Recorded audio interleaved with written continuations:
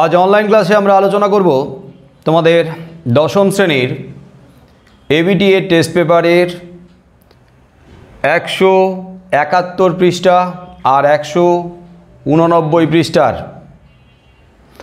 যে সমস্ত MCQ SCQ আর 3 নম্বরের প্রসঙ্গ সহ প্রশ্ন রয়েছে তার উত্তরগুলো নিয়ে আলোচনা করব।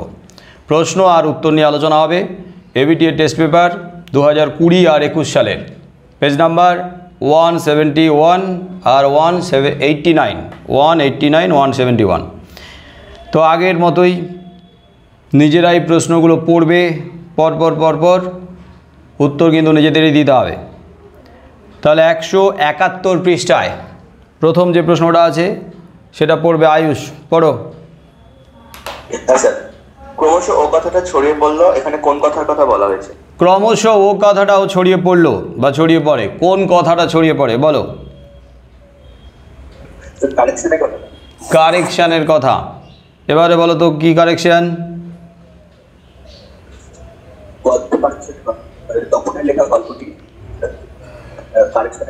তপনের লেখা গল্পের কারেকশন। তাহলে তপনের লেখা গল্প কারেকশন করে ছাপিয়ে দেবে বলেছিল মেশো, সেই কারেকশনের কথা, সংশোধনের কথা। ঠিক আছে রাহুল, পরের প্রশ্ন। হরিদার আড্ডায় জমায়েত হতো হওয়া ব্যক্তির সংখ্যা। হরিদার আড্ডায় জমায়েত হওয়া ব্যক্তির সংখ্যা কতজন আড্ডা দিত হরিদার বাড়িতে? 4 জন। 4 জন। কে কে 4 জন নামগুলো বলো? গল্পকথক অনাদি ভবতোষ আর হরিদার। গল্পকথক তার 2 বন্ধু অনাদি ভবতোষ আর হরিদা নিজে, হরিদাকে নিয়ে তাহলে 4 জন। ঠিক আছে রূপসা, পরের প্রশ্ন। গিরিশ মহাপাত্রের ফুল মোজাটি কি রঙের ছিল? গিরিশ মহাপাত্রের ফুল মোজা কি রঙের ছিল? কি রঙের বলো? সবুজ। সবুজ রঙের ফুল মোজা। এবার তোমাকেই বলবো যে গিরিশ মহাপাত্রের যে বেশভূষা, তার মাথার চুল থেকে শুরু করে একদম পায়ের পর্যন্ত একটু বলে যাও পর পর পর পর। আচ্ছা, মাথার সম্মুখে ছিল কি বড় বড় চুল এবং ঘাড় ও কানের দিকে ছোট ছোট ছাটা। 1 মিনিট একটা হ্যাঁ একটা বলবে, আমি রিপিট করব কারণ এখান থেকে শোনা যাচ্ছে না খুব জোরে, তার জন্যই।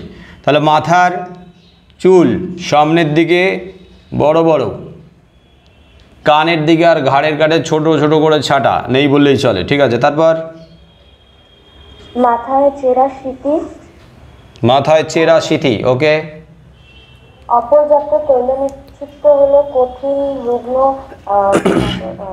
অপর্যাপ্ত তৈলনিষিক্ত মানে প্রয়োজনের তুলনায় আরো বেশি তেল মাখানো রয়েছে। কি তেল? লেবুর তেল। লেবুর তেল। লেবুর তেল একবারে রুক্ষ কঠিন রুক্ষ চুলগুলো একদম জবজবে করে লেবুর তেলে মাখানো। তারপর গায়ে জাপানি সিল্কের কি রামধনু রঙের চুড়িদার পাঞ্জাবি। জাপানি সিল্কের রামধনু রঙের চুড়িদার পাঞ্জাবি। ওকে। বুক পকেট হইতে বাঁধাকার একটি রুমাল দেখা যাচ্ছে। বুক পকেট হইতে তুমি কি কথায় বলছো? তুমি কার মানে কোন ভাষায় কথা বলছো? তুমি কি যখন বাড়ির লোকেদের সঙ্গে, বন্ধুদের সঙ্গে, পাড়া প্রতিবেশীদের সঙ্গে, আমাদের সঙ্গে কথা বলো তখন সাধু ভাষায় কথা বলছো? সাধু ভাষায় কথা বলো? বুক পকেট হইতে বই লাইন ধরে ধরে দেখে দেখে বলছো নাকি? না, সেই জায়গাটা মুখস্থ করা ছিল না। মুখস্থ করা ছিল না? আরে তুমি সাধু ভাষায় কেন বলবে? তুমি নিজের ভাষায় বলো। বুক পকেট হইতে এরকম ধরনের কোনো দিন বেফাস মন্তব্য আমাদের বেরোয়ও নি। সাধু ভাষাতে আমরা কারোর সঙ্গে কথা বলি নাকি? বলো। বুক পকেট থেকে বুক পকেট থেকে বাঁধাকা একটি রুমালের কিছু অংশ দেখা যাচ্ছিল। রুমালের কিছু অংশ দেখা যাচ্ছিল, এটা বাঘ আঁকা রুমাল। তারপর গায়ে বিলাতি নীলের একটা মখমল পাড়ের সূক্ষ্ম শাড়ি। গায়ে না, পরনে। গায়ে তো পাঞ্জাবি, চুড়িদার পাঞ্জাবি বললে। আর হলো পায়ে হলো সবুজ রঙের ফুল মোজা ছিল। পরনে কি ছিল বললে? বিলাতি নীলের কালো মখমল পাড়ের সূক্ষ্ম শাড়ি। বিলাতি মিলের কালো মখমল পাড়ের সূক্ষ্ম শাড়ি। হ্যাঁ পায়ে আর পায়ে ছিল সবুজ রঙের ফুল মোজা। সবুজ রঙের ফুল মোজা। আর হাঁটুর ওপরে ছিল লাল ফিতা দিয়ে বাঁধা। হাঁটুর উপরে লাল ফিতে দিয়ে বাঁধা। জুতো? বার্নিশ করা পামশু জুতো ছিল। বার্নিশ করা পালিশ করা পামশু। তলায়? তলাটা মজবুত এবং মানে টিকসই করার জন্য আগাগোড়া লোহার নাল বাঁধানো ছিল এবং হাতে একগাছি হরিণের সিংহে হাতল দেওয়া বেতের ছড়ি ছিল। হরিণের সিংহের হাতল দেওয়া একগাছা ছড়ি। একগাছা মানে একটি ছড়ি ছিল। আচ্ছা, জুতোর তলাটা মজবুত করার জন্য আগাগোড়া লোহার নাল দিয়ে বাঁধানো। আর কিছু বাকি গেছে? বাকিরা কিছু বাকি যায়নি তো? তার সঙ্গে কি ছিল? স্যার বলবো? ভাঙা টিনের তোরঙ্গ আর চাটাই জড়ানো ময়লা বিছানার বান্ডিল।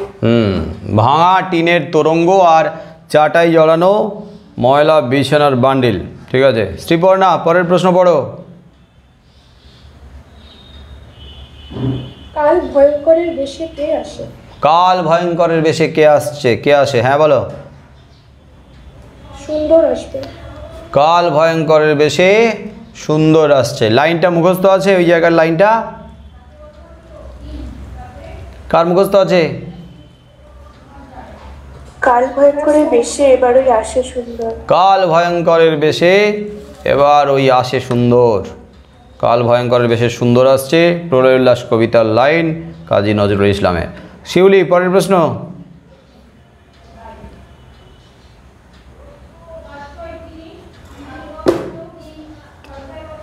নাই। সোমদত্তা পরের প্রশ্ন। সোমদত্তা আরেকবার পড়ো প্রশ্নটা। অশুভ ধ্বনিতে ঘোষণা করলো, কি ঘোষণা করেছিল? অশুভ ধ্বনিতে ঘোষণা করলো, হ্যাঁ কি ঘোষণা করেছিল? দিনের অন্তিম কাল। দিনের অন্তিম কাল। কারা ঘোষণা করেছিল? সাম্রাজ্যবাদী শক্তিরা, পশুরূপী সাম্রাজ্যবাদী শক্তিরা। আক্ষরিক অর্থে কবিতার লাইনে কাদের কথা ছিল?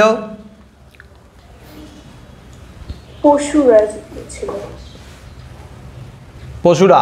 পুরো লাইনটা মুখস্থ আছে? বলো ওই জায়গাটা। হ্যাঁ স্যার বলো। আজ যখন পশ্চিম দিগন্তে প্রদোষকাল, যখন গুপ্ত গহ্বর থেকে পশু। আজ যখন পশ্চিম দিগন্তে প্রদোষকাল, ঝঞ্ঝা বাতাসের ঊর্ধ্বশ্বাস। স্যার ঝঞ্ঝা বাতাসের ঊর্ধ্বশ্বাস, যখন গুপ্ত গহ্বর থেকে পশুরা বেরিয়ে এলো, অশুভ ধ্বনিতে ঘোষণা করলো দিনের অন্তিম কাল। গুপ্ত গহ্বর থেকে পশুরা বেরিয়ে এলো। তাহলে পশুদের কথা বলা হয়েছে এখানে। আসলে পশু রূপে কারা? সাম্রাজ্যবাদী শক্তিরা।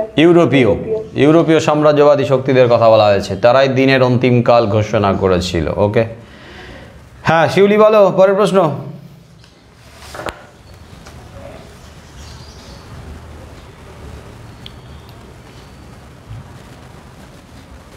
কোথায় গেল? নাই। সৌম্যজিৎ বলো পরের প্রশ্ন। হ্যাঁ স্যার, গর্ভে যারা অন্ধ তোমার। গর্ভে যারা অন্ধ তোমার। কি? হিংস্রতার চেয়েও। গর্ভে তোমার, গর্ভে অন্ধ তোমার, কি কি অপশন আছে? স্যার হিংস্রতার চেয়েও, ভদ্রতার চেয়েও, সূর্য হারা অরণ্যর চেয়েও। তো কোনটা হবে? স্যার হিংস্রতার চেয়েও। পড়াশোনা কি ছেড়ে দিয়েছো নাকি?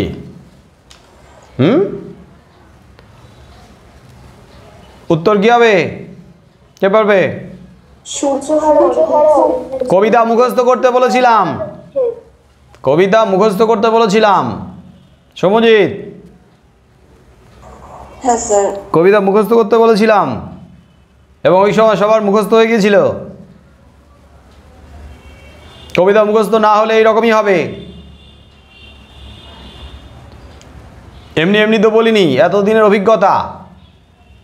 বাচ্চারা যদি বড়দের মতো সব অভিজ্ঞতা পেয়ে যেত, নিয়ে নিত, তাহলে তো হয়েই যেত। তাহলে আমাদের গাইড করার দরকার হতো না। আমাদের লড়াইটা হচ্ছে একটা নাম্বারের জন্য লড়াই, একটা নাম্বারও আমরা ছাড়বো না, ছিনিয়ে নিয়ে আসতে হবে আমাদের। ওই লড়াইটা করার জন্যই তৈরি করা হচ্ছে এরকমভাবে। আর সেখানে আমরা কি দেখছি? উল্টা পাল্টা প্রশ্নের উত্তর। কারণ সময় আছে, কবিতা সব মুখস্থ করবি বসে বসে। হ্যাঁ স্যার। তাহলে গর্বে যারা অন্ধ, তোমার সূর্যহারা অরণ্যের চেয়ে, সূর্যহারা অরণ্যের চেয়েও অন্ধ। তোমার বলতে কার কথা বলা হয়েছে সমজিৎ?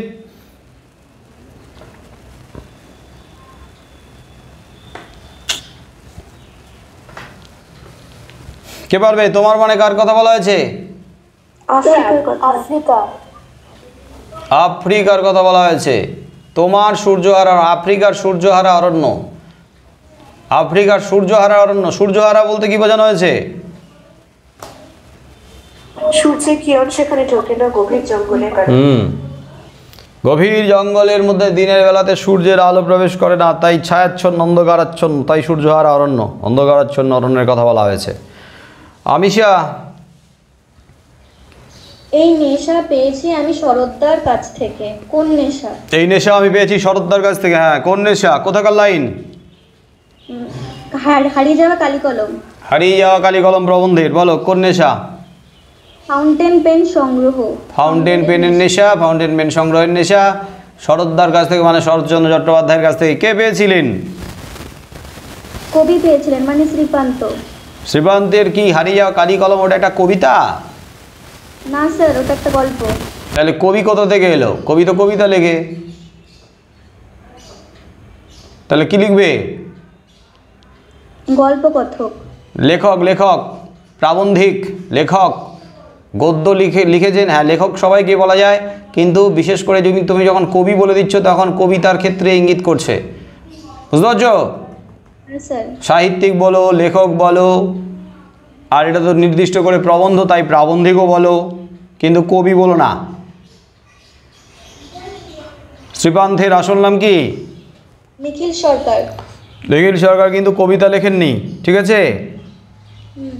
এই ছোট ছোট ভুলগুলো কিন্তু এটা বড় ভুল, কিন্তু তোমাদের কাছে মনে হচ্ছে সামান্য ছোট, কিন্তু বড় ভুল। যাই হোক, তারপর রীতিশা। হ্যাঁ স্যার, এটা একটা শৈলজানন্দ মুখোপাধ্যায়।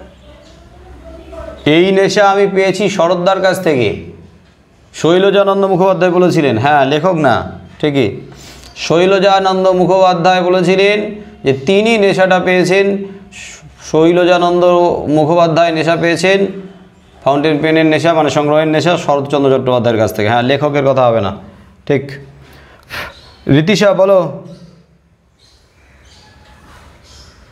আমরা তাতে হোম টাস্ক করতাম। তাতে বলতে কি বোঝানো হয়েছে? আমরা তাতে হোম টাস্ক করতাম। কোথাকার লাইন? হারিয়ে যাওয়া কালি কলম। হারিয়ে যাওয়া কালি কলমে। হ্যাঁ, লেখকেরা ছোটবেলায় কোথায় হোম টাস্ক করতেন বলো?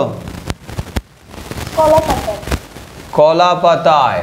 আচ্ছা, এই নিয়ে আমাদের প্রথম লেখালেখি, লেখকদের ছোটবেলার প্রথম লেখালেখি কি নিয়ে লেখক বলেছেন বলো? কি কি? চারটে।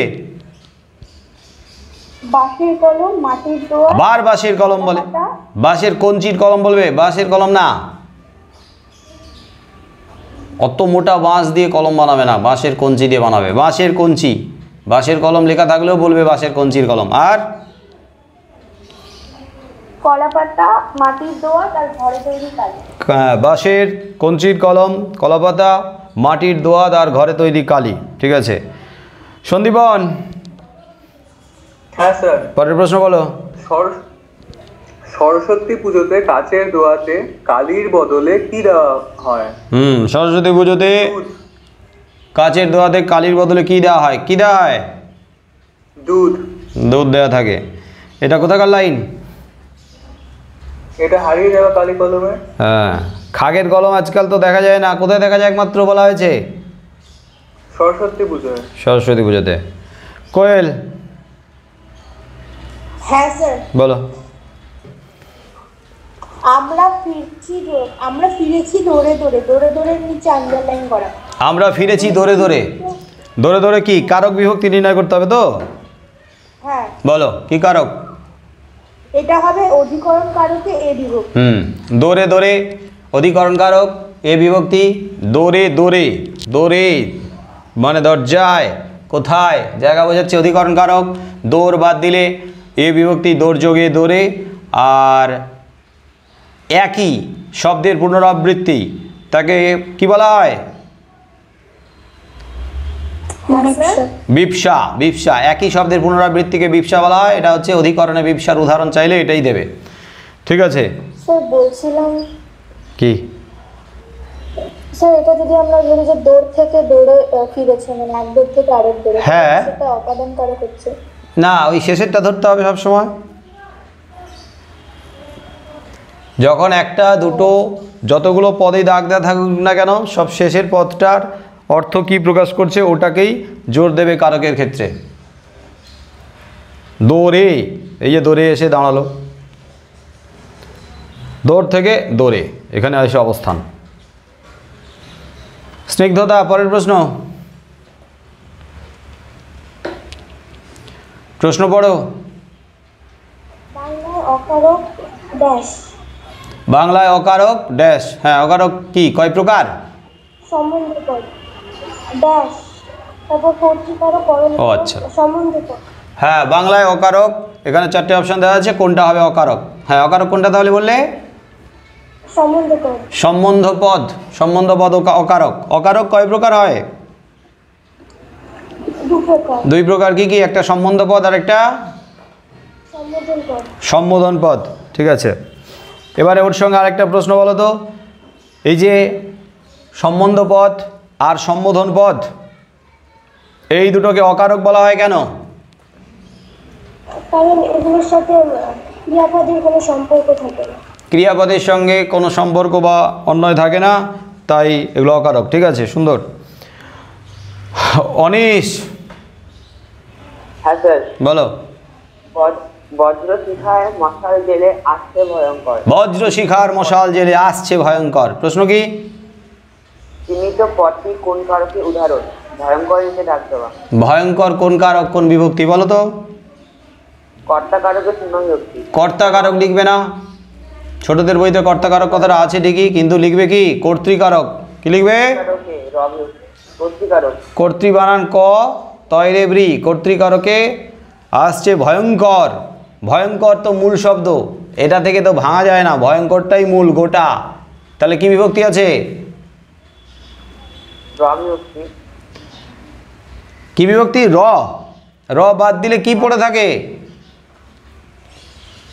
শূন্য। আর এ তো আশ্চর্য পাগলের মতো উত্তর দেয়। আরে ভয়ঙ্কর শব্দ থেকে আমি যদি র বাদ দিই তাহলে উচ্চারণটা কি থাকলো বাকি পড়ে? ভয়ঙ্কর। ভয়ঙ্কর। ভয়ঙ্কর বলে কোনো ওয়ার্ড হয়? পুরো শব্দটাই একটাই শব্দ, ভয়ঙ্কর একটাই মূল শব্দ। এখান থেকে আলাদা করে র ভাঙা যাবে না, রকে বাদ দেওয়া যাবে না। ভয়ঙ্কর এটা গোটাটাই একটা শব্দ। তাহলে ভয়ঙ্কর যদি একটা শব্দ হয়, একটাই পদ হয়, তাহলে কি বিভক্তি রয়েছে? শূন্য বিভক্তি। শূন্য বিভক্তি। স্নেহা, পরের প্রশ্ন পড়ো। বিভক্তি শব্দের অর্থ হলো বিভাজন। বিভক্তি শব্দের অর্থ কি? বিভাজন। ঠিক আছে, পরের প্রশ্ন রিয়াশ্রী। হ্যাঁ স্যার, 1-14 উপপদ বলতে বোঝায়। উপপদ বলতে কি বোঝায়? আগের পদ। কৃদন্ত পদের আগের পদ, পূর্বের পদটাকে উপপদ বলা হয়। কৃদন্ত পদ কাকে বলে? ধাতু প্রত্যয়ের সঙ্গে বিভক্তিযুক্ত হলে তাকে কৃদন্ত পদ বলে। কৃত প্রত্যয় যুক্ত পদকে বা শব্দকে কৃদন্ত পদ বলে। আর তার আগে যে পদ বসে সেটা হলো উপপদ। উদাহরণ দাও উপপদের।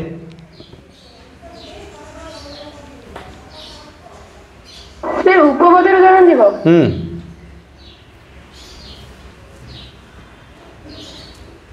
একটা উপপদের উদাহরণ দাও।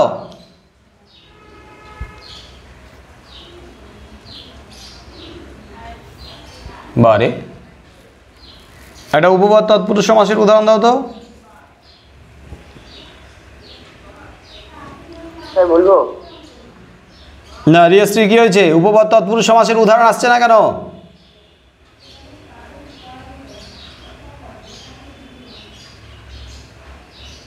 উপপদ তৎপুরুষ সমাসের একটা উদাহরণ ঝট করে আসছে না কেন? এগুলো তো একটা করে মুখস্থ করার কথা ছিল।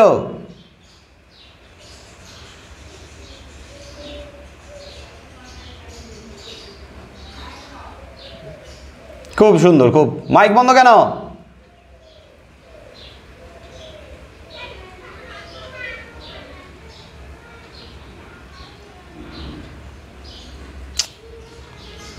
কে পারবে?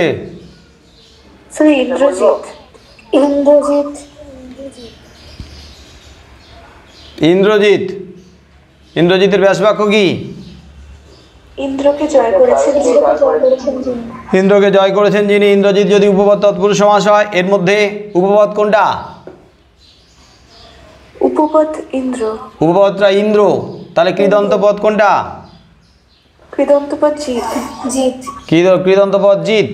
এই জিতটা হলো কৃদন্ত পদ, কৃত প্রত্যয় যুক্ত হয়ে এই পদটা হয়েছে জিৎ। তার আগে যেটা বসছে সেটা হচ্ছে ইন্দ্র। তো ইন্দ্রটা উপপদ, ইন্দ্রটা উপপদ কারণ ইন্দ্রটা কৃদন্ত পদের পূর্বে বসছে। ক্রিয়াশ্রী কি শুনতে পাচ্ছ নাকি শোনাও যাচ্ছে না? পাচ্ছি। তো তুমি সমাস মুখস্থ করনি কেন? ভুলে গেছিলাম। ভুলে যাওয়ার মতো করে আমি মুখস্থ করতে বলিনি। আমি এমনভাবে মুখস্থ করতে বলেছিলাম যে একটা করে উদাহরণ বলার সাথে সাথে সেই উদাহরণটা ঝট করে যেন মাথায় আসে, বলা যায়, এমনভাবে মুখস্থ করতে বলেছিলাম। দায় সারাভাবে না, পাড়ার লোকের কাজ নয় এগুলো। পরীক্ষায় কিন্তু পাড়ার লোক দিতে যাবে না। রেজাল্ট খারাপ হলে কারোর কিচ্ছু যায় আসবে না। সারা জীবন তোমাদেরকে এই রেজাল্ট, খারাপ রেজাল্ট নিয়ে ভুগতে হবে, সারা জীবন আফসোস করে মরতে হবে। আর ওই আফসোসটা যাতে না হয় তার জন্য চেষ্টাটা তোমাদের করতে হবে। বাবা মা, টিচার, বাড়ির লোক, পাড়ার লোক, বন্ধু বান্ধব, কারোর কোনো দায় থাকবে না। তারা দু একদিন হাসবে, মজা করবে, তারপর সারা জীবন তোমাদেরই ভুগতে হবে। এত বললি, এত বোঝাই, মাথায় ঢোকে না, পড়ে যাচ্ছে। সময়টা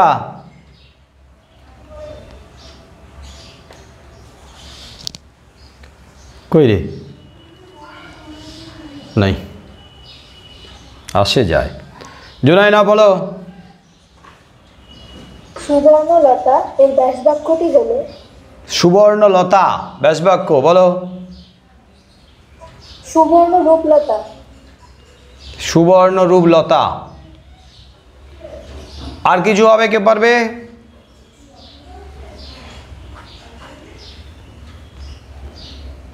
সুবর্ণ ন্যায় লতা। সুবর্ণ ন্যায় লতা। সুবর্ণ মানে সোনা, সোনার বর্ণ। সুবর্ণ রূপলতা করবে, রূপক কর্মধারে সমাস করবে। সুবর্ণলতা, সুবর্ণ রূপলতা। লাস্টেরটাও তো হবে যে লতা সুবর্ণের ন্যায়। সোনার ন্যায় লতা হতেই পারে। সুবর্ণ রূপলতা এটা, না হলে লতা সুবর্ণের ন্যায়। তাহলে লতা যদি সুবর্ণের ন্যায় হয় তাহলে এটা কি সমাস? উপমিত কর্মধারয়। উপমিত কর্মধারয়। উপমিত কর্মধারয়। উপমেয় আছে আর উপমান আছে। পরে কারা কারা জয়েন করলে নামগুলো বলো। কত নম্বরে আছিস? আমি 26। আর কে জয়েন করলে?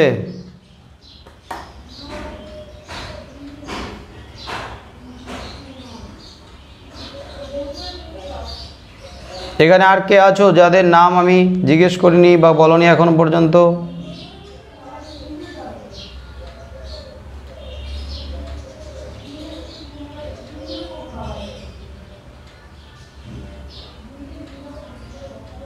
কি অ্যাটেন্ডেন্স স্টুডেন্টদের।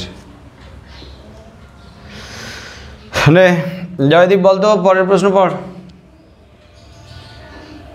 আচ্ছা, পরের প্রশ্নটা আছে হচ্ছে ব্যাস বাক্য অন্য যে নামে প্রচলিত। ব্যাস বাক্য অন্য যে নামে প্রচলিত কি নামে? বিগ্রহ বাক্য। ব্যাস বাক্য বা বিগ্রহ বাক্য। ব্যাস বাক্য কাকে বলে? সংজ্ঞা বলো। সমাসকে বাক্য পাওয়া যায়। কি হচ্ছে? সমাসকে বিশ্লেষণ করলে যে বাক্য পাওয়া যায়। সমাসকে বিশ্লেষণ করলে যা কর কে পারবে? ব্যাস বাক্য কাকে বলে? স্যার বলবো, বলো। সমাসবদ্ধ পদকে অর্থগত দিক দিয়ে বিশ্লেষণ করে লেখা হলে সেটিকে ব্যাস বাক্য বা বিগ্রহ বাক্য বলে। দুই বা ততোধিক পদে সমাসবদ্ধ পদকে অর্থগত দিক থেকে বিশ্লেষণ করে দুই বা ততোধিক পদে বিস্তৃতভাবে লেখা হয়, তাকে ব্যাস বাক্য বা বিগ্রহ বাক্য বলে। উদাহরণ দাও একটা ব্যাস বাক্য বা বিগ্রহ বাক্যের। রাজকন্যা, রাজার কন্যা, এখানে রাজার কন্যা হচ্ছে ব্যাস বাক্য। রাজকন্যা সমাসবদ্ধ পদ, রাজার কন্যা ব্যাস বাক্য বা বিগ্রহ বাক্য। আয়ুষ, পরের প্রশ্ন। হ্যাঁ স্যার, পরপদের অর্থ প্রাধান্য ঘটে ড্যাশ। পরপদের অর্থ প্রাধান্য ঘটে কোন সমাসে? বলো। তৎপুরুষ সমাসে। তৎপুরুষ সমাসে। তৎপুরুষ সমাসের পরপদের অর্থ প্রাধান্য ঘটে। আর কি আর কোন কোন সমাসে পরপদের অর্থ প্রাধান্য পায়? স্যার কর্মধারায়। কর্মধারয়। পূর্বপদের অর্থ প্রাধান্য পায় কোন সমাসে? স্যার দ্বিগু আর অব্যয়ীভাব। দ্বিগু সমাস আর অব্যয়ীভাব সমাস। আর উভয় পদের অর্থ প্রাধান্য পায় কোন সমাসে? স্যার দ্বন্দ্ব। দ্বন্দ্ব সমাসের। আর তৃতীয় পদ বা অন্য পদের অর্থ প্রাধান্য পায় কোন সমাস? বহুব্রীহি। বহুব্রীহি সমাসে। ঠিক আছে রাহুল, পরের প্রশ্ন। পরম সুখ কাকে বলে জানেন? পরম সুখ কাকে বলে জানেন? কোথাকার লাইন? বহুরূপী লাইন। বহুরূপী গল্পের। বলো পরম সুখ কাকে বলে? সমস্ত সুখের বন্ধন থেকে মুক্ত হয়ে যাওয়াই হলো পরম সুখ। সমস্ত সুখের, সব সুখের বন্ধন থেকে মুক্ত হয়ে যাওয়াই হলো পরম সুখ। সব সুখের বন্ধন থেকে মুক্ত হয়ে যাওয়া, আসলে সমস্ত মোহ থেকে মুক্ত হতে বলছে। ঠিক আছে, কে বলেছিল এই কথাটা? কাকে? হরিদা বলেছিল আর জগদীশবাবুকে বলেছিল। হরিদা বলেছিল। এভাবে লিখবি না, হরিদা বলেছিল। বিরাগী সন্ন্যাসীর ছদ্মবেশে হরিদা বলেছিল। হ্যাঁ, বিরাগী সন্ন্যাসীর ছদ্মবেশে হরিদা বলেছিল। বিরাগী সন্ন্যাসী বলেছিল জগদীশবাবুকে। রূপসা, পরের প্রশ্ন।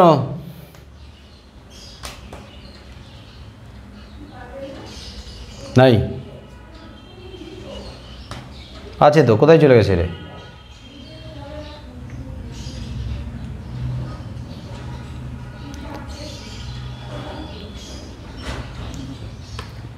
লেফট হয়ে যাবে, উত্তর দেবে না, ক্লাস করবে না, বাইরে যে লেফট। শ্রীপর্ণা, পরের প্রশ্ন। হরিদার কাছে আমরাই গল্প করে বললাম, কিসের গল্প? হরিদার কাছে আমরাই গল্প করে বললাম, কিসের গল্প? বলো। আমরা অর্থাৎ অনাদি ভবতোষ এবং সুবোধ ঘোষের কথা এখানে বলা হয়েছে। হরিদার কাছে তারা গল্পের মাধ্যমে বলেছিল যে পাড়ার ধনী ব্যক্তি জগদীশ বাবুর বাড়িতে এক উঁচু দরের সন্ন্যাসী এসে 7 দিন হলো রয়েছে। হরিদার কাছে আমরাই গল্প করে বললাম। আমরা বলতে কারা গল্প করেছিল, কি গল্প করেছিল? কারা তো বললে অনাদি ভবতোষ গল্পকথক। আর জগদীশবাবুর বাড়িতে এক উঁচু দরের সন্ন্যাসী এসে কদিন ছিল? 7 দিন। 7 দিন ছিল। আর তার পায়ের ধুলো নেওয়ার যে অদ্ভুত গল্প সেটা বলেছিল, তাই তো? হ্যাঁ স্যার। কীভাবে পায়ের ধুলো নিয়েছিল জগদীশবাবু? জগদীশবাবু হচ্ছে হলো একজোড়া কাঠের গরমে সোনার বোল লাগিয়ে দেওয়ার সময়, তখন ওই সুযোগে পায়ের তুলে নিয়েছিল সন্ন্যাসী। লাগিয়ে দেওয়ার সময় ওই সুযোগে কাঠের গরমে সোনার বোল লাগিয়ে পায়ের কাছে ধরেছিলেন, আর সন্ন্যাসী যখন পড়লেন ওই ফাঁকে নিয়েছিলেন। শিউলি,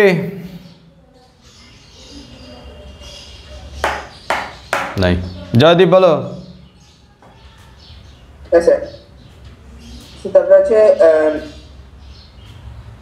হরিদার কাছে আমরা গল্প করে বললাম। হরিদার কাছে আমরা গল্প করে বললাম তো হয়ে গেল। তারপরটা বলো। যদি কারো কাজে লাগে। যদি কারো কাজে লাগে, তাই তুলে রেখেছি। কে কি তুলে রেখেছে বলো? কোথাকার লাইন? হ্যাঁ স্যার, এটা পথের দাবির লাইন। পথের দাবির লাইন, বলো। গ্রীষ মহাপাত্রর কথা অনুসারে সে গাজার কলকাটি তুলে রেখেছে, যদি কারো কাজে লাগে তাহলে সে গাজা সাজিয়ে তাকে দিবে। গিরিশ মহাপাত্রর কথা অনুসারে সে গাজার কলকেটা পথে কুড়িয়ে পেয়েছিল, তুলে রেখেছে যদি কারোর কাজে লাগে, যদি কেউ গাজা খেতে চায় তাকে দিতে পারে যাতে, তাই তো? ঠিক আছে, হ্যাঁ স্যার। নিমাইবাবুকে বলেছিল, নিমাইবাবুর কাছে। সোমদত্তা, পরের প্রশ্ন। তেওয়ারি ঘরে ছিল না, তেওয়ারি কোথায় গিয়েছিল? কোথাকার লাইন? তেওয়ারি ঘরে ছিল না, পথের দাবি। পথের দাবি। বলো, তেওয়ারি কোথায় গিয়েছিল? তেওয়ারি বর্মা নাচ দেখতে ফয়ায় গিয়েছিল। বর্মা নাচ দেখতে ফয়ায় গিয়েছিল, বর্মা নাচ দেখতে ফয়ায় গিয়েছিল। তেওয়ারি কে?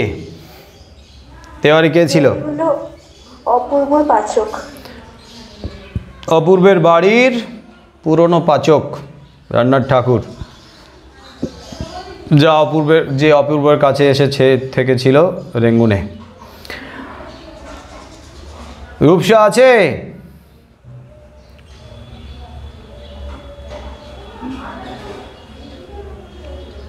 শোনাই যাচ্ছে না, কি যে অবশ্য হয়। সৌম্যজিৎ বলো। হ্যাঁ স্যার, মেশোর উপযুক্ত কাজ হবে সেটা। মেশোর উপযুক্ত কাজ হবে সেটা কি কাজ? কোথাকার লাইন আগে বলো।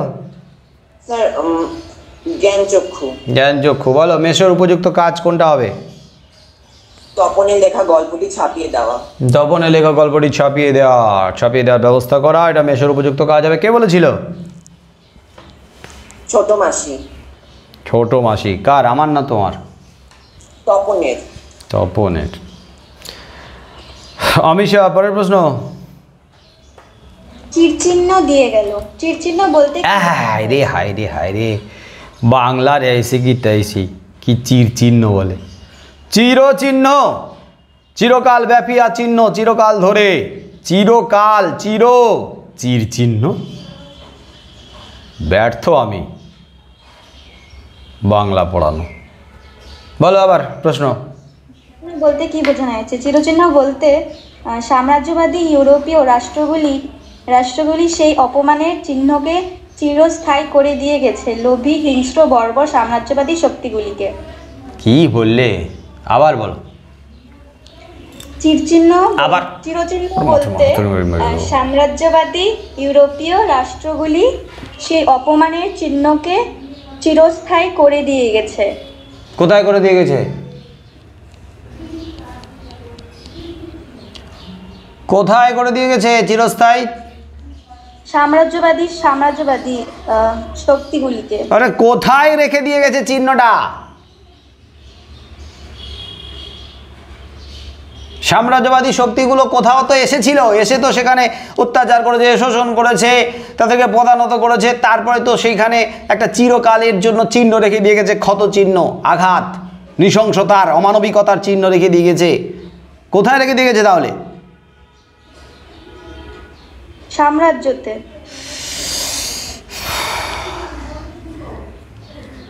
আরে কোথায়, কোন জায়গায়? আফ্রিকায়। তো ওইটা বলতে এত সময় লাগছে? আফ্রিকায়, আফ্রিকার বুকে, আফ্রিকার ইতিহাসে একটা চিহ্ন রেখে দিয়ে গেছে, কলঙ্কিত চিহ্ন, কলঙ্কিত অধ্যায়, অত্যাচারে, নৃশংসতার।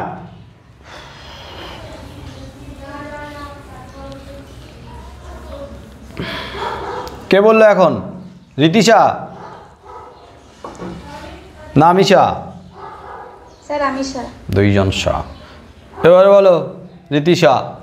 শেরশাহ। আয় আরো বেঁধে বেঁধে থাকি কবিতায় আমরা কারা? আয় আরো বেঁধে বেঁধে থাকি কবিতায় আমরা কারা? আমরা কারা? সাধারণ মানুষেরা। বাস, সাধারণ মানুষেরা। ওই এক কথায় বলে দিলে তোমাকে নাম্বার দেবে? কাঁচা কলা দেবে, কাঁচা কলা। কে পারবে? আমরা কারা? দাঁড়া দাঁড়া, কে কে অনেকে বলবে বলছে। কে কে বলবে বলছে? বলবো। এই বলবোটা কে? নাম না বললে আমি বুঝতে পারছি। রিয়াশ্রী বলো। না দাঁড়াও। হ্যাঁ হ্যাঁ, কবি শঙ্কা ঘোষের লেখা আয় আরো বেঁধে বেঁধে থাকি কবিতায় এখানে আমরা বলতে সমাজের নিপীড়িত, শোষিত, অত্যাচারিত সাধারণ মানুষের কথা বলা হয়েছে। সমাজের নিপীড়িত, শোষিত, অসহায় সাধারণ মানুষ। ভালো। সন্দীপন, পরের প্রশ্ন। আগে পুজো ইষ্ট দেবে। আগে পুজো ইষ্ট দেবে। বলো প্রশ্ন কি? কেন ইষ্টদেবকে আগে পুজো করতে বলা হয়েছে? ইষ্ট দেবতাকে আগে পুজো করতে বলা হয়েছে কেন? কে বলেছিল কাকে? এটা রাবণ পুত্র ইন্দ্রজিৎকে বলেছিল। লঙ্কাধিপতি রাবণ পুত্র ইন্দ্রজিৎকে বলেছিল। ইষ্ট দেবতা কে? অগ্নি দেবতাকে পুজো করতে বলেছিল। বলো আগে কেন পুজো করতে বলা হয়েছে? যুদ্ধের আগে, যুদ্ধযাত্রা করার আগে। বর প্রাপ্ত ছিল যে যুদ্ধে যাওয়ার আগে ইষ্টদেবের পুজো করলে সে যুদ্ধে জয়ী হবে। রাইট। তাই রাইট, ঠিক আছে, রাইট। তাই লঙ্কাধিপতি রাবণ ইন্দ্রজিৎকে আদেশ করে যে যুদ্ধে যাওয়ার আগে ইষ্টদেবের পূজা করতে। তাহলে ইন্দ্রজিৎ এই আশীর্বাদে ধন্য ছিল। যুদ্ধযাত্রার আগে ইষ্ট দেবতাকে পুজো করে তুষ্ট করতে পারলেই যুদ্ধে জয়ী হবে, অপরাজেয় হবে। আর সেই কারণে যুদ্ধযাত্রার আগে ইন্দ্রজিৎকে ইষ্ট দেবতাকে পুজো করতে বলেছিল পিতা রাবণ। ঠিক আছে, খুব সুন্দর। কোয়েল, পরের প্রশ্ন। হ্যাঁ স্যার, তারা আর স্বপ্ন দেখতে পারলো না, কেন পারলো না? তারা আর স্বপ্ন দেখতে পারলো না, কোথাকার লাইন? অসুখী একজন। কার লেখা? Pablo Neruda. তারা স্বপ্ন দেখতে পারলো না। বলো কেন পারলো না স্বপ্ন দেখতে? সমস্ত সমতলে আগুন ধরে যাওয়ার ফলে। কিসের আগুন? শান্ত হলো। হ্যাঁ, কিসের আগুন? যুদ্ধের আগুন লেগে যাওয়ার ফলে বলো। শান্ত হলুদ দেবতারা মন্দির থেকে টুকরো টুকরো হয়ে পড়ে যাচ্ছিল, সেই জন্য তারা স্বপ্ন দেখতে পারলো। 1000 বছর ধরে ডুবেছিল, যারা 1000 বছর ধরে ধ্যানে ডুবেছিল যেসব দেবতারা, শান্ত হলুদ দেবতারা, তারা যুদ্ধের কারণে, যুদ্ধের আঘাতে, যুদ্ধের প্রকোপে মন্দির থেকে উল্টে পড়েছিল টুকরো টুকরো হয়ে, তাই তারা আর স্বপ্ন দেখতে পারলো না। ঠিক আছে, খুব সুন্দর। এবারে বলো স্নিগ্ধতা, বলো।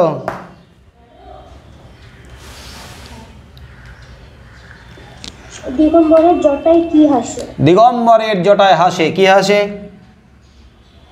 শিশু চাঁদের কর। শিশু চাঁদের কর। কোন কবিতার লাইন?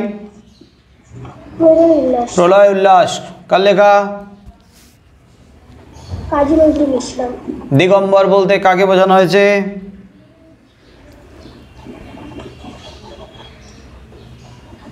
দিগম্বর কথাটির অর্থ কি? দিগম্বর কে, কাকে বলি আমরা?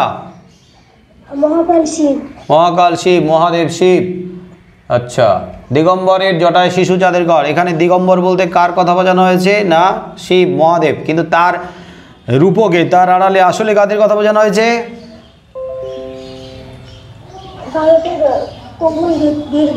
হ্যাঁ, বীর বিপ্লবী, স্বাধীনতা সংগ্রামী। শিশু চাঁদের কর বলতে কি বোঝানো হয়েছে?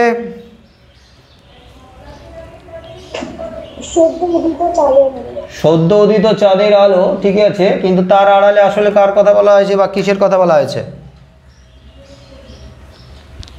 আলো আলোকিত, কিসের আলো?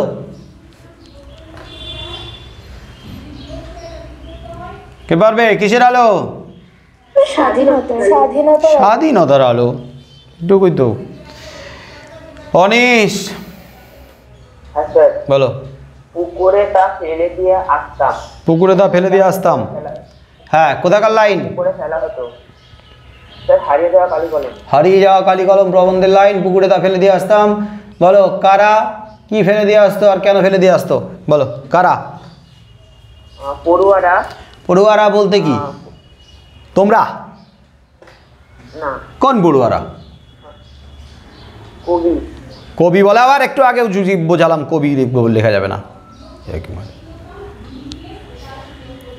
লেখক। লেখকেরা। লেখকেরা কি? কোন সময়? শুধু লেখকেরা মানে কি? লেখকেরা মানে কি? কথক বললেও হবে, কারণ কথক তো নিজেই গল্পটা বলছে। আরে লেখক বা কথক ও তার ছেলেবেলার সহপাঠীরা, লেখক এবং তার ছোটবেলার সহপাঠীরা, বলো কি ফেলে দিয়ে আসতো, বলো। কলা পাতা লেখা হোম টাস্ক লিখে পুকুরে ফেলে দিয়ে আসতো। হোম টাস্ক লেখা কলা পাতাগুলো পুকুরে ফেলে দিয়ে আসতো কেন? কারণ যাতে গরু না খেয়ে ফেলে, গরুকে অক্ষর খাওয়ানো পাপ। রাইট, যাতে গরু না খেয়ে ফেলে, বাইরে ফেললে গরুকে নিতে পারে, গরু যাতে না খেয়ে ফেলে তার জন্য পুকুরে ফেলে দিয়ে আসতো, কারণ গরুকে অক্ষর খাওয়ানো পাপ, অমঙ্গল। আচ্ছা বলো স্নেহা, বলো।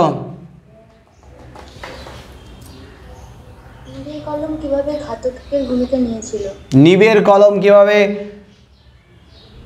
ঘাতকের ভূমিকা নিয়েছিল, মানে খুনির ভূমিকা নিয়েছিল, বলো কিভাবে? সুকান্তের লেখা হারিয়ে যাওয়া কালি কলম প্রবন্ধে ত্রৈলোক্যনাথ মুখোপাধ্যায় তার হাতে অসাবধানতাবশত তার হাতের কলম বুকে ফুটে গিয়ে সেই আঘাতে যার মৃত্যু হয়েছিল। এভাবেই নিবের কলম ঘাতকের ভূমিকা নিয়েছিল। খুনির ভূমিকা নিয়েছিল নিবের কলম, ঠিক আছে। ত্রৈলোক্যনাথ মুখোপাধ্যায়ের হাতের নিবের কলম অসাবধানতা বশত বুকে ফুটে গিয়েছিল আর তাতেই তার মৃত্যু হয়েছিল। খুব সুন্দর। রিয়াশ্রী। হ্যাঁ স্যার, এরপর ছিল বাংলায় একটা কথা চালু ছিল, কথাটি কি? বাংলায় একটা কথা চালু ছিল, কথাটি কি, বলো। বাংলা একটা কথা চালু ছিল যেটা হলো কালি নেই কলম নেই বলে আমি মুন্সি। কালি নেই কলম নেই বলে আমি মুন্সি, মানে কি কি বলতে চাইছে? এর আগেও তুমি বলেছিলে, বলো। হ্যাঁ, এখানে এই উক্তিটির মধ্যে দিয়ে বলা হয়েছে যে লেখকদের অফিস যেটি ছিল লেখালেখির অফিস, সেখানে কম্পিউটারের আগমনের ফলে নিবের কলম অর্থাৎ দোয়াতকালি কলমের পাঠ চুকে গিয়েছে। এর ফলে তারা সবাই টাইপিং এর মাধ্যমে অর্থাৎ টাইপরাইটারের মাধ্যমে লেখালেখির ফলে কালি কলম ছাড়াই মুন্সি হয়ে উঠছে, অর্থাৎ শিক্ষিত হয়ে উঠছে। টাইপরাইটারে কেন, শুধু কম্পিউটারেই তো লেখালেখি অভ্যস্ত হয়ে উঠেছিল। ওই যে মাথার ভোর মানে লেখালেখির অফিস হওয়া সত্ত্বেও সেখানে কলমের অভাব, অথচ লেখালেখি চলছে। ব্যাপারটা তো এরকম, লেখালেখির অফিস, লেখালেখি চলছে, অথচ কলমের অভাব রয়েছে, ঘাটতি রয়েছে। তার মানে কি কালি নেই কলম নেই, নিজেদেরকে মুন্সি পণ্ডিত মনে করছে। সময়টা উধাও। জোনাইনা। কলমকে দামি ও পোক্ত করার জন্য কি করা হতো? কলমকে দামি ও পোক্ত করার জন্য কি করা হতো, হ্যাঁ বলো। স্যার, কলমকে দামি পোক্ত করার জন্য ফাউন্টেন পেনের হচ্ছে প্ল্যাটিনাম বা সোনা প্রভৃতি ধাতু দিয়ে তাকে মুড়ে তাকে শক্তপোক্ত করা হতো। দামি ও পোক্ত করার জন্য কলমটাকে মুড়ে ফেলা হতো সোনা বা প্ল্যাটিনামে। আচ্ছা, আর দামি করার জন্য নিবের আগায় কি বসানো হতো? হিরে। হিরে। আর নিবটাকে টেকসই করার জন্য কি করা হতো? গরুর শিং বা কচ্ছপের খোল দিয়ে তাকে বানানো হতো। গরুর শিং বা কচ্ছপের খোল দিয়ে বানানো হতো। Very good. কে বাদ গেল যাকে জিজ্ঞেস করিনি?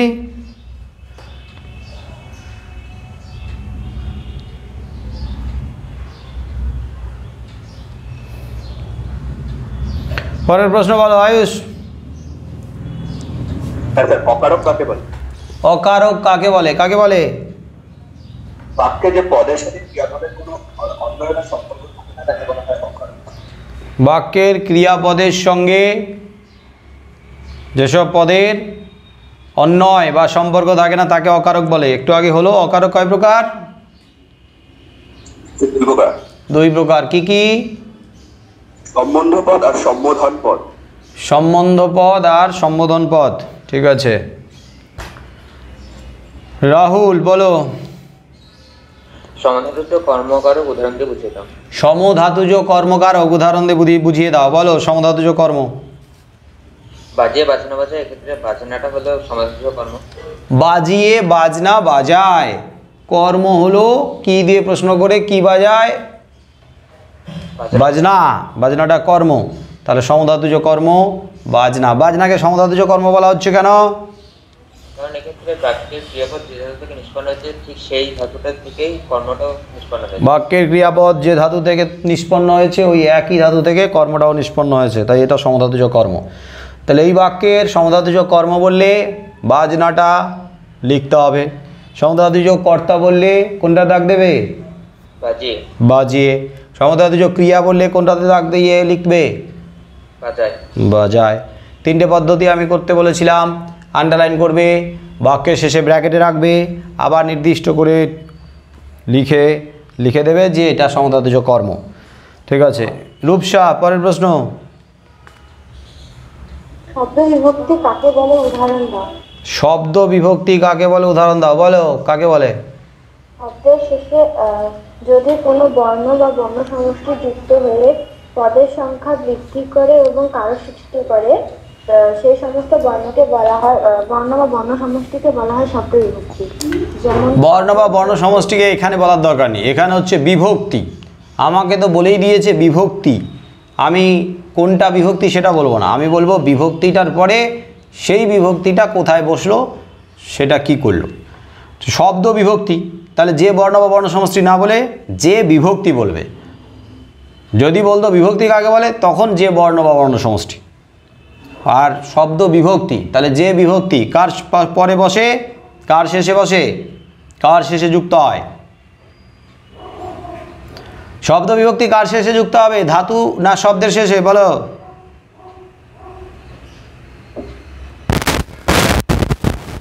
শব্দ বিভক্তি কার শেষে বসবে, ধাতুর শেষে না শব্দের শেষে? শোনা যাচ্ছে না, মাইকের প্রবলেম। বাকিরা কার শেষে বসবে? শব্দের শেষে বসবে। তাহলে শব্দের শেষে বা শব্দের পরে যুক্ত হয়ে যে বিভক্তি কি গঠন করে,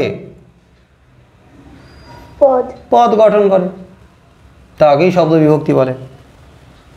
উদাহরণ, ছাগলে কিনা খায়, পাগলে কিনা বলে, ছাগলে কিনা খায়, ছাগল যোগে এ বিভক্তি, এটা শব্দ বিভক্তি। আর ধাতুর শেষে বসলে, ধাতু বা ক্রিয়ার শেষে বসলে সেটাই ক্রিয়া বিভক্তি বা ধাতু বিভক্তি। শ্রীপর্ণা, পরের প্রশ্ন। টি, টা, খানি, খানা এগুলি ব্যাকরণে কি নামে পরিচিত? টি, টা, খানি, খানা ব্যাকরণে কি নামে পরিচিত, বলো? এগুলি ব্যাকরণের নির্দেশক নামে পরিচিত। নির্দেশক, টি, টা, খানা, খানি, গুলি, গুলো, গুলা। নির্দেশক কাকে বলে? যে বর্ণ বা বর্ণ সমষ্টি পদের সাথে যুক্ত হয়ে একবচন বা বহুবচন নির্দেশ করে। বহু বচন বা এক বচন, বচন নির্দেশ করে, সংখ্যা নির্দেশ করে, সংখ্যা পরিমাণও নির্দেশ করতে পারে, তাকে নির্দেশক বলে। ঠিক আছে, শিউলি আছে? জয়দীপ বলো। গৌণ কর্মের উদাহরণ। গৌণ কর্মের উদাহরণ দাও, বলো, উদাহরণ দাও একে একটা। আমি তাকে একটি কথা বললাম। আমি তাকে একটি কথা বললাম, কোনটা? তাকে। তাকেটা গৌণ কর্ম, তাকেটা গৌণ কর্ম বলা হচ্ছে। গৌণ কর্ম কাকে বলে? বাক্যের মধ্যে কোনো যদি ব্যক্তিবাচক কর্ম থাকে তখন তাকে বলা যায়। ব্যক্তিবাচক বা প্রাণীবাচক কর্মকেই গৌণ কর্ম বলে। আমি তাকে একটি কথা বললাম, তাহলে তাকেটা যদি প্রাণীবাচক ব্যক্তিবাচক হয়, মানে গৌণ কর্ম হয়, তাহলে কথাটা কি কর্ম? কি দিয়ে প্রশ্ন করলে কথা পাওয়া গেল, কি কর্ম কথা?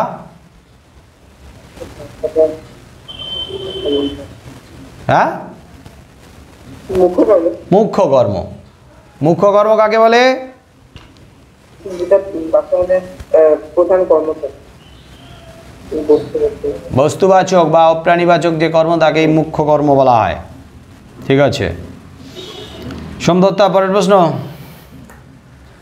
সমাহার দ্বিগু ও সংখ্যাবাচক বহুব্রীহি সমাসের মধ্যে একটি পার্থক্য লেখো। এর আগেও হয়েছিল। সমাহার দ্বিগু আর সংখ্যাবাচক বহুব্রীহি সমাসের একটা পার্থক্য বলতে হবে, বলো। সমাহার দ্বিগু সমাসে পূর্বপদের অর্থ প্রাধান্য ঘটে, অর্থাৎ সংখ্যাবাচক পদটি প্রাধান্য ঘটে, কিন্তু সংখ্যাবাচক বহুব্রীহি সমাসে তৃতীয় পদ বা অন্য পদের প্রাধান্য ঘটে। দুটো সমাসের ক্ষেত্রেই পূর্বপদ সংখ্যাবাচক হয়, কিন্তু সংখ্যাবাচক দ্বিগুর ক্ষেত্রে, মানে যেটা সমাহার দ্বিগুর ক্ষেত্রে সংখ্যাটাকেই গুরুত্ব দেওয়া হয়, সংজ্ঞাবাচক বিশেষণকে গুরুত্ব দেওয়া হয়, কিন্তু সংজ্ঞাবাচক বহুব্রীহির ক্ষেত্রে তৃতীয় পদের বা অন্য পদের অর্থকে গুরুত্ব দেওয়া হয়। উদাহরণ দাও একটা, এটার একটা ওটার একটা। সংজ্ঞাবাচক সমাহার। আচ্ছা, সমাহার দ্বিগু বলো। সমাহার দ্বিগু সমাসের উদাহরণ হচ্ছে ত্রিফলা, ত্রিফলের সমাহার। ত্রিফলা, ত্রিফলের সমাহার, ত্রিফলের সমাহার, ঠিক আছে। আর সংখ্যাবাচক বহুব্রীহি হচ্ছে দশানন, দশ আনন যার। দশানন, দশ আনন যার, ঠিক আছে। কোয়েল না সৌম্যজিৎ হ্যাঁ স্যার, বলো। অলপ সমাস বলতে কি বোঝো, উদাহরণ দাও। অলপ সমাস বলতে কি বোঝো, বলো কি বোঝো? সমাস নিরপীন্ন, নিষ্পীন্ন হওয়ার পরেও। আবার ঠিক করে উচ্চারণ কর। সমাস নিষ্পন্ন হওয়ার পরেও পূর্বপদ বিভক্তি চিহ্ন লোপ না পেয়ে সমসমান পদের মতো থেকে গেলে তাকে অলপ সমাস বলে। কি কঠিন কঠিন শব্দ দিয়ে বলছে, দেখে দেখে নাকি বুঝি না। সিম্পল করে বলো, একদম সহজ ভাষা দিয়ে বোঝাও আমাকে, বুঝলাম না আমি কিছু।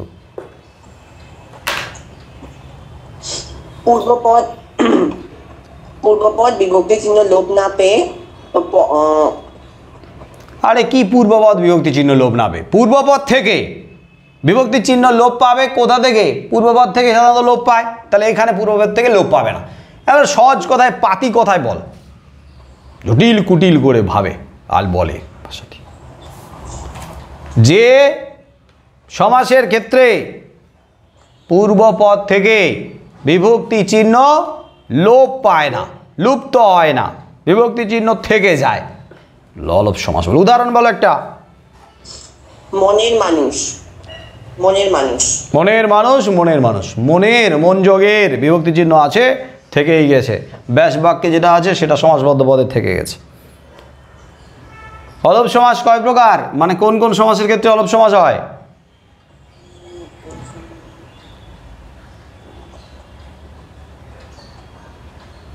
সাউন্ডে ডিস্টার্ব, বল, অন্যকে পারবি?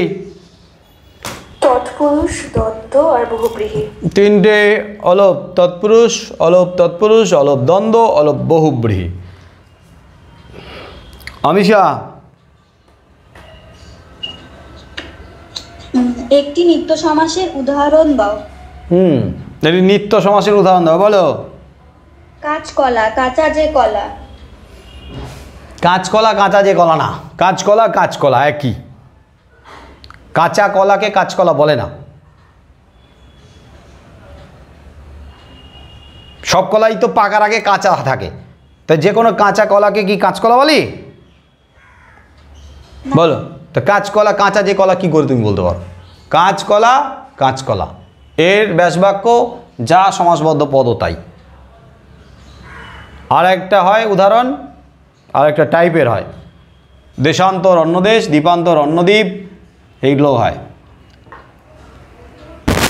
তুমি বলো নিত্য সমাসের দুটো বৈশিষ্ট্য হয়, কি কি বৈশিষ্ট্য? বা নিত্য সমাস কাকে বলে? যে সমাসে সমাসমান পদগুলি, সমস্যমান পদগুলো উচ্চারণ আর ঠিক মতো করতে পারে না। সমস্যমান পদ, যে সমাসে সমস্যমান পদগুলি নিত্য বা সর্বদাই সমাসবদ্ধ থাকে, ব্যাসবাক্য হয় না, তাকে নিত্য সমাস বলে। সমস্যমান পদগুলো সর্বদা, নিত্য মানে সর্বদা সমাসবদ্ধ থাকে, সমাসবদ্ধ পদ থাকে, সমাসবদ্ধ পদে যা থাকে ব্যাসবাক্যেও তাই থাকে। আর একটা টাইপের হয় বৈশিষ্ট্য কি, ওই একই অর্থবোধক অন্য একটি শব্দের অন্য একটি পদের সাহায্য নেওয়া হয়। রীতিশা,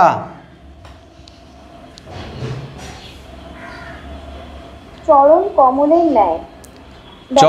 কমলের ন্যায়। বলো। ব্যাসবাক্যটি সমাসবদ্ধ করে সমাসের নাম লেখ। চরণ কমলের ন্যায়, সমাসবদ্ধ পদ কি হবে আর সমাস নির্ণয়, বলো।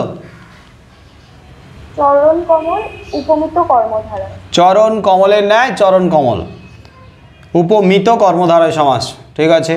চরণ কমলের ন্যায়, চরণটা হচ্ছে উপমেয় আর কমলটা হচ্ছে উপমান, উপমেয় আর উপমান আছে, দুটোকেই ধরা ছোঁয়া যাচ্ছে, তাহলে উপমিত কর্মধার হয়। ঠিক আছে সন্দীপন, পরের প্রশ্ন।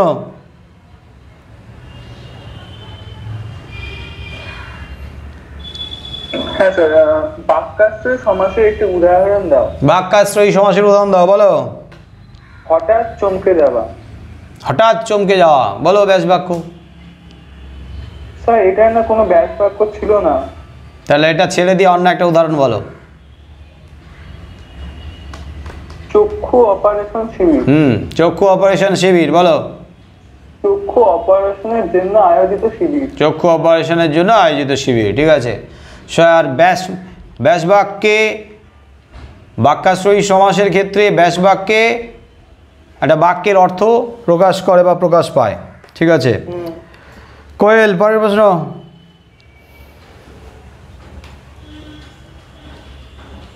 নাই। স্নিগ্ধতা,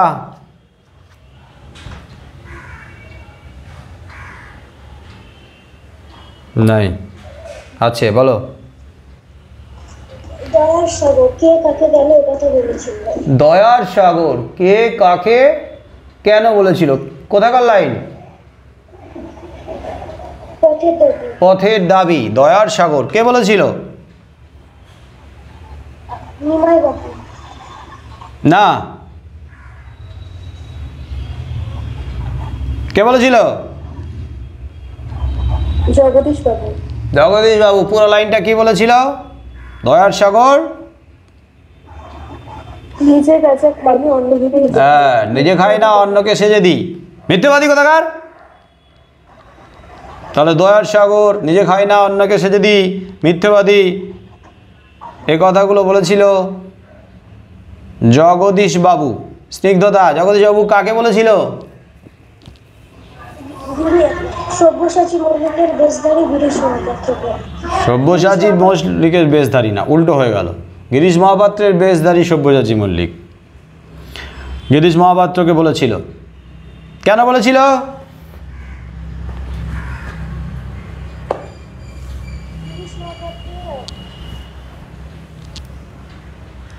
শোনা যাচ্ছে না, মাইক বন্ধ করো। কে পারবে? না, কে পারবে? আর কে পারবে?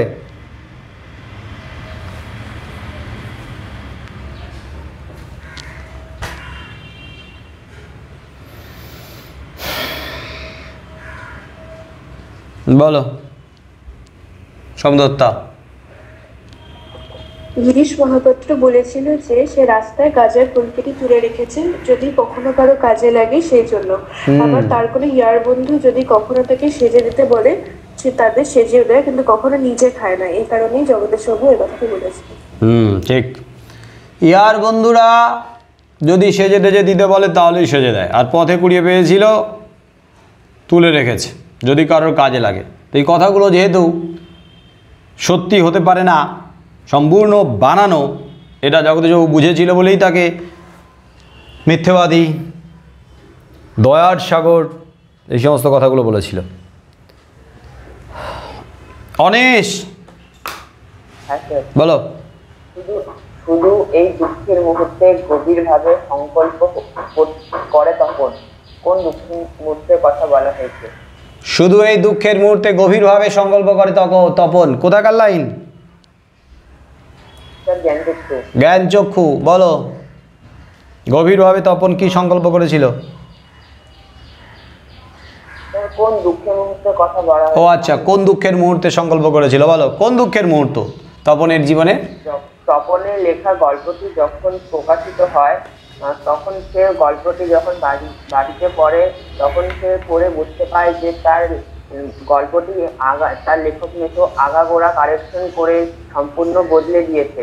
তখন সে এই দুঃখের এখানে এই দুঃখের মুহূর্তে কথা বলা হয়েছে। তপন যখন সুন্দরধারা পত্রিকায় তার লেখা গল্প পড়তে যায় তখনই সে বুঝতে পারে পড়তে গিয়ে যে তার লেখা গল্প কারেকশানের নামে তার নতুন মেশো, লেখক মেশো পুরোপুরি বদলে দিয়েছে।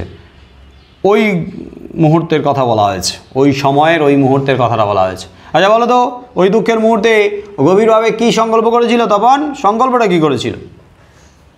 তখন সংকল্প করেছিল যে যদি কোনোদিন সে নিজে কোনো গল্প ছাপাতে নিজে কোনো গল্প ছাপাতে দেবে, অন্য কারো হাতে ছাপাতে দেবে না। যদি এরপরে কোনো গল্প সে ছাপাতে দেয় তো নিজেই গিয়ে দিয়ে আসবে, নিজেই ছাপাতে দেবে, অন্য কাউকে দেবে না। আচ্ছা স্নেহা, পরের প্রশ্ন পড়ো।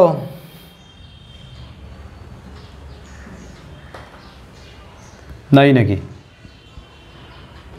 নাই। রিয়াশ্রী হ্যাঁ স্যার, বলো। ওই নূতনের কেতন ওড়ে, নূতনের কেতনে কি উঠতে থাকে? ওই নূতনের কেতন ওড়ে, কোথাকার লাইন? স্যার প্রলয় উল্লাসে। প্রলয় উল্লাস, বলো। নূতনের কেতনের মধ্যে কি ওড়ে? স্যার কালবৈশাখী ঝড়। কাল বৈশাখীর ঝড়। প্রশ্নটা কি ছিল আরেকবার বলো তো।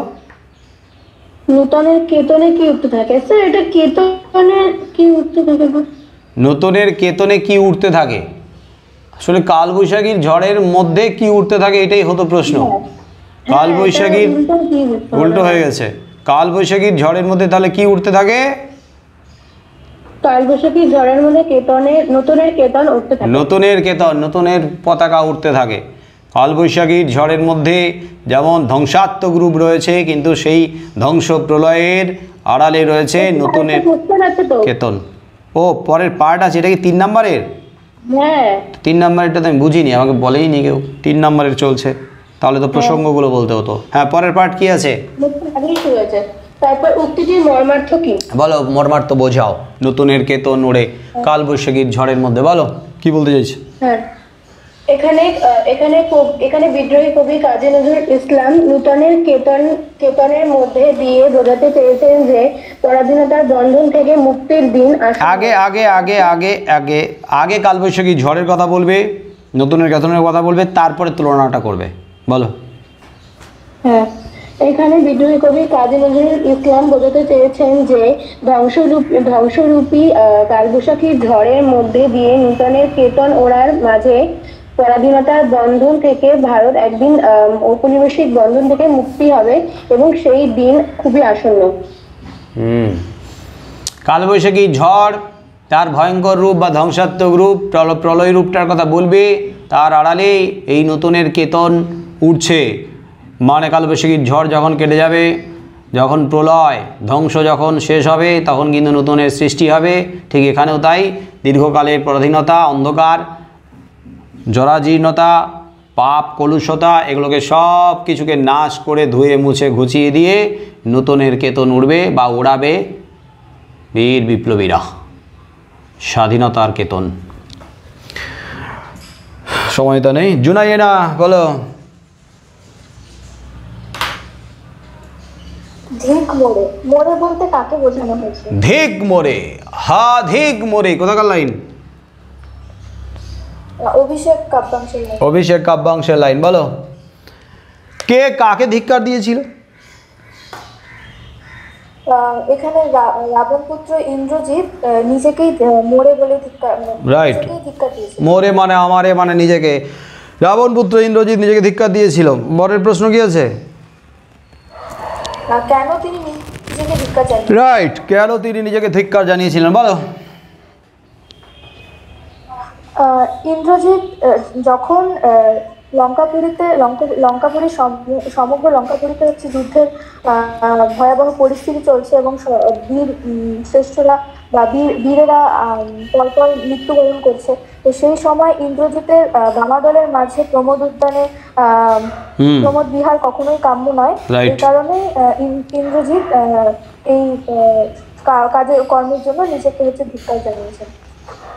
যখন লঙ্কাপুরীকে শত্রুরা ঘিরে রেখেছে, তার বীর অনুজ বীরবাহুর মৃত্যু ঘটে গেছে, আর পিতা রাবণ যুদ্ধের জন্য প্রস্তুতি নিচ্ছে, এমন ঘোর সংকটের সময় লঙ্কাপুরী থেকে বহু দূরে বামা দলের মাঝে প্রমোদ বিহারে রত, বিলাসিতায় বিলাস ব্যসনে মত্ত ইন্দ্রজিৎ, যেটা সেই মুহূর্তে কখনো তার কাম্য নয়, তার কাছ থেকে আশা করা যায় না। এই কারণে নিজের কৃতকর্মের জন্য নিজেকে ধিক্কার দিয়েছে, ধিক্কার, অধিক মোরে। আর সেই যে কৃতকর্মের কারণে যে কলঙ্ক, সেটা কিভাবে ঘুচবে? কিভাবে ঘোচাতে চেয়েছে? তিনি লঙ্কাপুরীতে গিয়ে শত্রু দলকে বিনাশ করে, বৈরী দলকে নাশ করে, বৈরী দল শত্রু দলকে নাশ করেই সেই কলঙ্ক ঘুচাবে। ঠিক আছে আয়ুষ, পরের প্রশ্ন বলো। এরপর তো মানে পরে আর বাদ গেছে? না, বললাম এরপর 5-এর কোশ্চেন শুরু হচ্ছে। ও, এরপরে পরের যে বাংলার স্কুলটা আছে সেটাতে কি কি প্রশ্ন আছে দেখো। 189 189 পেজ নাম্বার বের করো, ওখান থেকে বলো। ফার্স্ট প্রশ্ন বলো আয়ুষ। আচ্ছা, রাত্রের মেল ট্রেনটার প্রতি একটু দৃষ্টি রেখো। মেল ট্রেন ছিল, রাত্রের মেল ট্রেনটার প্রতি একটু দৃষ্টি রেখো। হ্যাঁ, মেল ট্রেনটা ছিল, বলো। না, মেল ট্রেনে ছিল। ও, মেল ট্রেনে কে ছিল বলো। গিরিশ মহাপাত্র। গিরিশ মহাপাত্র কেন হবে? সব্যসাচী মল্লিক হবে, এটাই আশঙ্কা করেছিল। গিরিশ মহাপাত্র রাতের মেল, হ্যাঁ অপশনে সব্যসাচী মল্লিক নেই তো। ও আচ্ছা আচ্ছা, তাহলে গিরিশ মহাপাত্রই হবে, কারণ গিরিশ মহাপাত্রের নামধারী তো সব্যসাচী মল্লিক, এছাড়া আর কেউ হবে না। বলছিল না রাতের মেল ট্রেনটার দিকে একটু লক্ষ্য রেখো। কি কি অপশন আছে বলো তো? জগদীশ বাবু, অপূর্ব, নিমাই বাবু আর গিরিশ মহাপাত্র। জগদীশ বাবু, অপূর্ব, নিমাই বাবু আর গিরিশ মহাপাত্র। ও, গিরিশ মহাপাত্র তো ডিরেক্ট নাম দিয়েছে। রাতের মেল ট্রেন, মেল ট্রেনটার দিকে নজর রাখতে বলেছে। আবার অপূর্ব কোন ট্রেনে যাচ্ছিল সেটা কি নির্দিষ্ট করে উল্লেখ করা হয়েছে? না। অপূর্ব যে ট্রেনে যাচ্ছিল সেই ট্রেনেও তো তল্লাশি চালানো হচ্ছিল, তাই না? হ্যাঁ। তাহলে সেই মেল ট্রেনে তো অপূর্বও থাকতে পারে, কারণ অপূর্বকেই তো রাতে ঘুম ভাঙিয়ে বা 3 বার ঘুম ভাঙিয়ে পুলিশের লোক তাকে ডিস্টার্ব করেছিল, বিরক্ত করেছিল। তো এটা তো রাতের মেল ট্রেনটাতে কে ছিল? তাহলে রাতের মেল ট্রেনটাতে অপূর্ব হওয়ার সম্ভাবনা বেশি। আর ওখানে আশঙ্কা করেছিল নিমাইবাবু, জগদীশবাবুকে বলেছিল যে রাতের মেল ট্রেনটার দিকে একটু নজর রাখো, এরকম বলেছিল না? হ্যাঁ স্যার। তাহলে কোনটা লিখবে এখন? এইটা তো এক দোটানার মধ্যে আমরা পড়ে গেছি। স্যার, অপূর্ব ট্রেনেও তো গিরিশ মহাপাত্র ছিল। অপূর্বের ট্রেনে গিরিশ মহাপাত্র ছিল কি না এখানে সেই অর্থে ভালো করে বলা হয়নি। আবার অপূর্বের ট্রেনে যদি গিরিশ মহাপাত্র থেকে থাকে তাহলে অপূর্ব এখানে অপশান আছে না?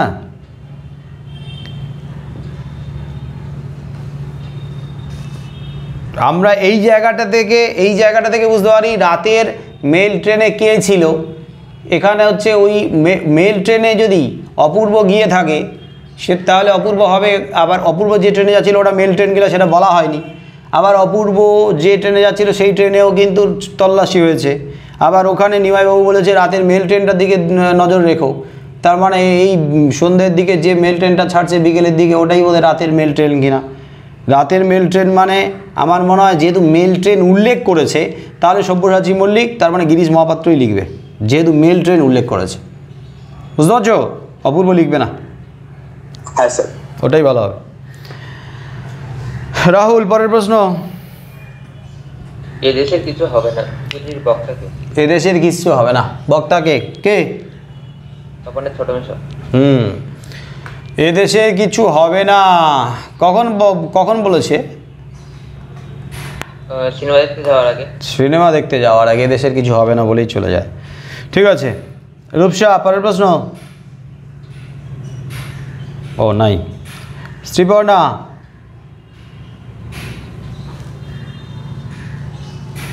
নাই। বলো জয়দীপ।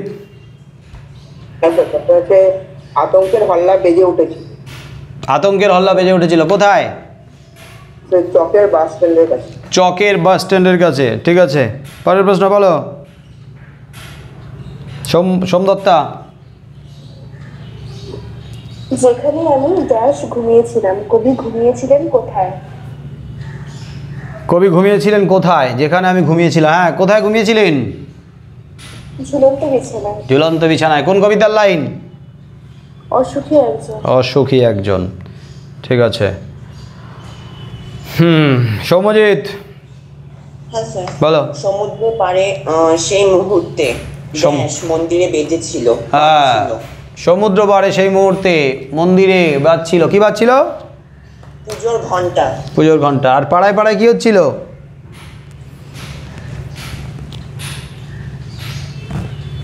সকাল সন্ধ্যায় দয়াময় দেবতার নামে আরাধনা হচ্ছিল। আর শিশু, হ্যাঁ, আর শিশুরা কোথায় খেলছিল? মায়ের কোলে। আর কবির সঙ্গীতে কি বেজে উঠেছিল?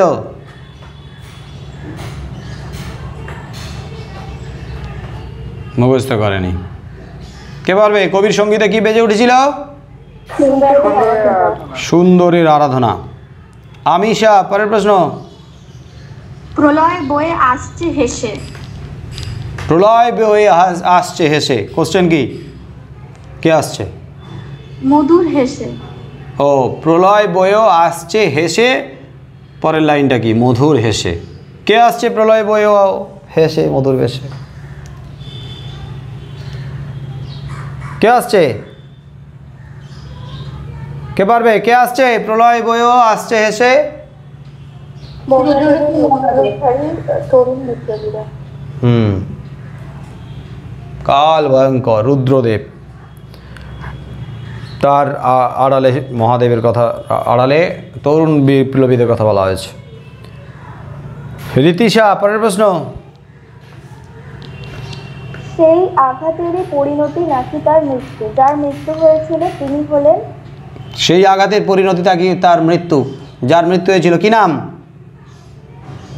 ত্রৈলোক্যনাথ মুখোপাধ্যায়। ত্রৈলোক্যনাথ মুখোপাধ্যায়ের মৃত্যু হয়েছিল কিসের আঘাতে? কলমের আঘাতে। কোন কলম? Fountain pen. বাট কোন কলম? নিবের কলম। নিবের কলম। রীতিশা,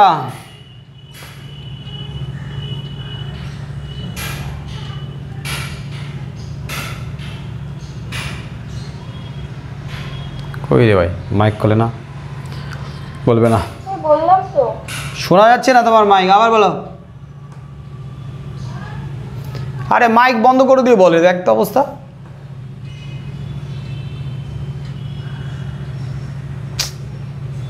মাইকই খোলেনি।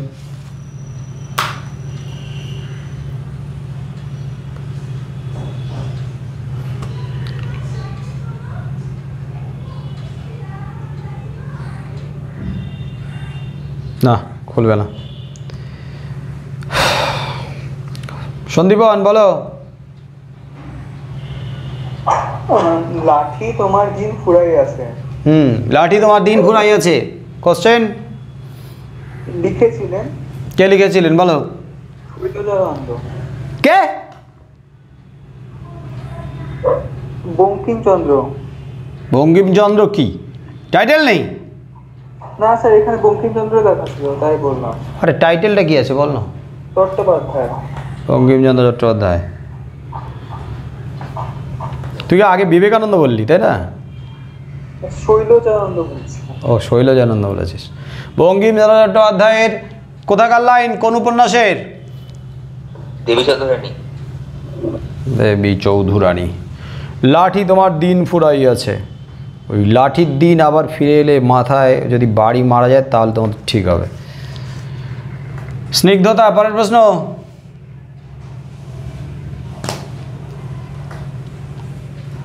কই রে, কথাই বলে না। স্নিগ্ধতা নাই। অনিশ বলো। অষ্টাদশ শতকে 4 খণ্ড রামায়ণ কপি করে একজন লেখক পেত 60 টাকা। অষ্টাদশ শতাব্দীতে 4 খণ্ড রামায়ণ কপি করে একজন লেখক পেতেন কত? 8 টাকা। 7 টাকা। 7 7। হ্যাঁ। হ্যাঁ, আর সঙ্গে কি পেতেন বলো তো? কে পারবে? কিছু কাপড় আর মিঠাই। কিছু কাপড় আর মিঠাই, ঠিক আছে। স্নেহা, নির্দেশকের উদাহরণ হলো লোকটা খুব মিশুকে। নির্দেশকের উদাহরণ কোনটা? লোকটা খুব মিশুকে। লোকটা খুব মিশুকে, উদাহরণ দিতে বলেছে, জোরে বলো। নির্দেশকের উদাহরণ হলো লোকটা খুব মিশুকে। লোকটা খুব মিশুকে, এখানে নির্দেশকের উদাহরণ কোথায়?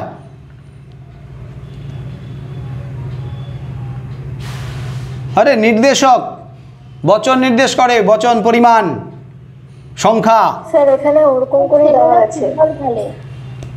আবার একবার বলো কি দেওয়া আছে? স্যার এখানে আছে লোকটা খুব মিশুকে, ছেলেরা ফুটবল খেলে আর আমার প্রতি সদয় হও। তো এর মধ্যে কোনটাতে নির্দেশক আছে বলো? এই বাক্যগুলোর মধ্যে কোনটাতে নির্দেশক আছে? স্যার ছেলেরা ফুটবল খেলে। ছেলেরা ফুটবল খেলে, এর মধ্যে কোনটা নির্দেশক? ছেলেরা। ছেলেরা, রাটা নির্দেশক। তো ওইভাবে তো বলবে, আমি বুঝতে পারিনি। রিয়াশ্রী, খুব মিশুকে, এখানেও তো ও হ্যাঁ, ও লোকটা খুব মিশুকে, এখানে কি অনেকগুলো লাইন আছে, তার মধ্যে কোনটাতে নির্দেশক আছে বলেছে, জিজ্ঞেস করেছে, তাই তো? হ্যাঁ। ও তার মানে লোকটা টা আছে, ছেলেরা রা আছে, আরগুলোতে আরেকটা আছে আমার প্রতি সদয় হও। আমার প্রতি সদয় হও, এটাতে নাই নির্দেশক নাই। আরেকটা কি আছে? তিনটাই আছে, লোকটা খুব মিশুকে, ছেলেরা। স্যার আরেকটা আছে, রবীন্দ্রনাথ গীতাঞ্জলি লিখেছেন। রবীন্দ্রনাথ গীতাঞ্জলি লিখেছেন, এটাতেও নাই। ওই দুটো প্রথম দুটো বাক্যের মধ্যেই আছে, পরের দুটো বাক্যের মধ্যে নেই। রিয়াশ্রী, পরের প্রশ্ন বলো।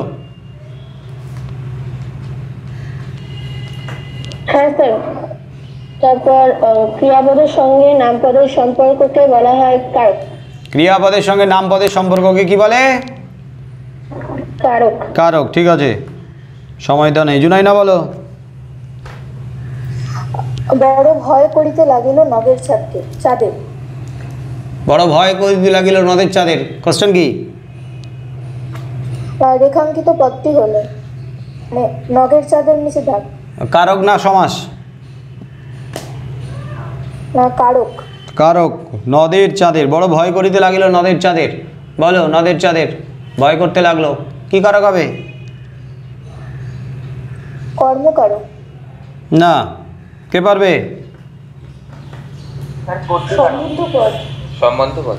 না না, সম্বন্ধ পদ হবে না।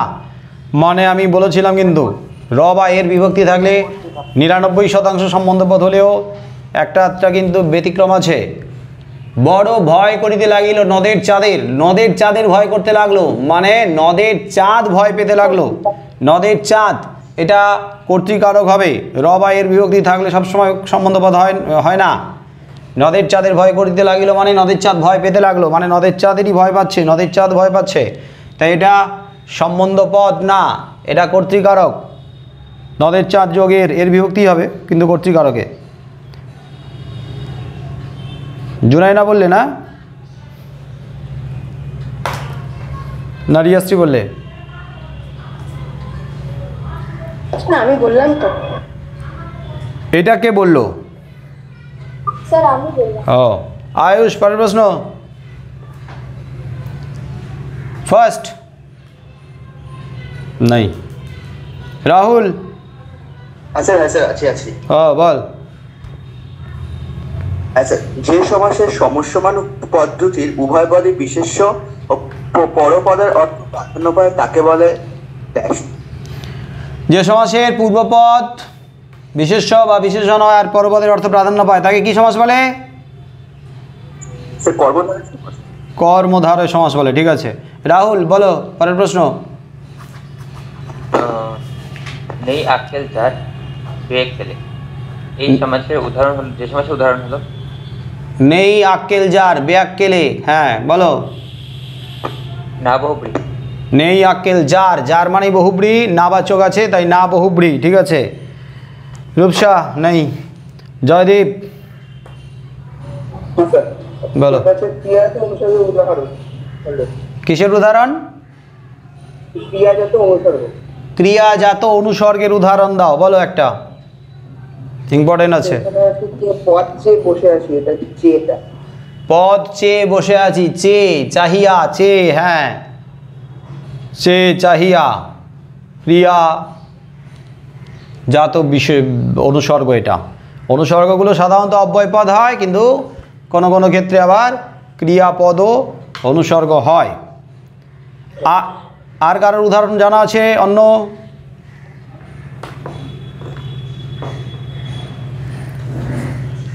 নাই, ভালো। রাহুল, হ্যাঁ বলো। তোমা হইতে আমি সুন্দরী।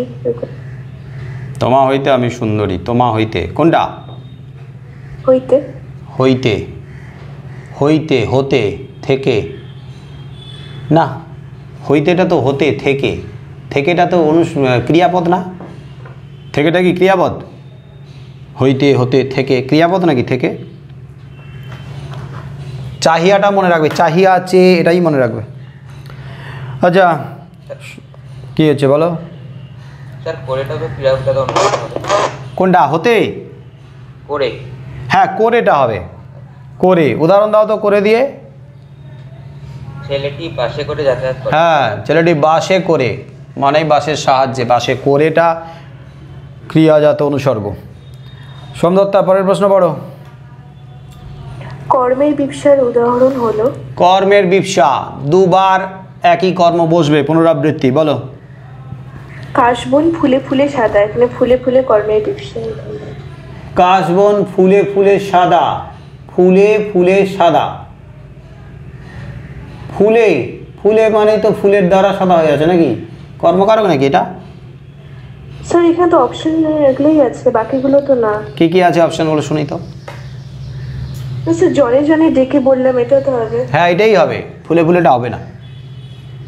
ফুলের দ্বারা হয়ে গেলে ওটা করণকারক হয়ে যাচ্ছে, করণে বিপসা।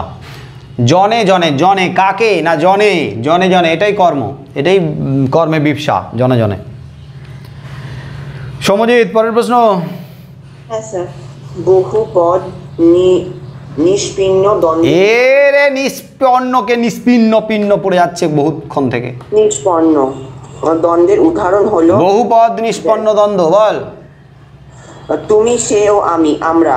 তুমি সে ও আমি, আমরা। আমরা দিয়ে উদাহরণ ছাড়া আর একটা বলো। এটা তো অ্যাক্সিস দ্বন্দ্ব। এটা অ্যাক্সেস দ্বন্দ্বের উদাহরণ, পদগুলো দেখা যাচ্ছে না, ওই জন্য আর একটা উদাহরণ বলতে বললাম। অন্য উদাহরণ বলো, কে পারবে? স্বর্গমর্ত পাতাল, স্বর্গমর্ত পাতাল। স্বর্গমর্ত ও পাতাল, স্বর্গমর্ত পাতাল, চারটে পদ দিয়ে উদাহরণ কে পারবে? বলো। হ্যাঁ, শঙ্খ চক্র গদা পদ্ম, শঙ্খ চক্র গদা ও পদ্ম, প্রত্যেকটাতে কমা কমা দিয়ে শেষ পদের আগে ও দিতে হবে। আমিষা, সারা বাড়িতে শোরগোল পড়ে যায়, কি নিয়ে? সারা বাড়িতে শোরগোল পড়ে যায়, কি নিয়ে? কোথাকার লাইন? জ্ঞানচক্ষু। জ্ঞানচক্ষু, বলো কি নিয়ে সারা বাড়িতে শোরগোল পড়ে গেল? কোনের লেখা গল্প ছাপানো হয়েছে। লেখা আবার উচ্চারণ করে। লেখা গল্প ছাপানো হয়েছে পত্রিকায়, সন্ধ্যাতারা পত্রিকায়। সন্ধ্যাতারা পত্রিকায় তপনের গল্প ছাপা হয়েছে, তপনের গল্প প্রকাশ পেয়েছে, এই নিয়ে হইচই পড়ে গেছিল, হই হট্টগোল শুরু হয়ে গেছে বাড়িতে। ঠিক আছে, রীতিশা। সে ভয়ানক দুর্লভ জিনিস, এই দুর্লভ জিনিস পাওয়ার জন্য জগদীশবাবু কি করেছিলেন? সে ভয়ানক দুর্লভ জিনিস, এই দুর্লভ জিনিস পাওয়ার জন্য জগদীশবাবু কি করেছিলেন? কি করেছিলেন? কাঠের খড়মে সোনার বোল লাগিয়ে সন্ন্যাসী পায়ের কাছে ধরেছিলেন।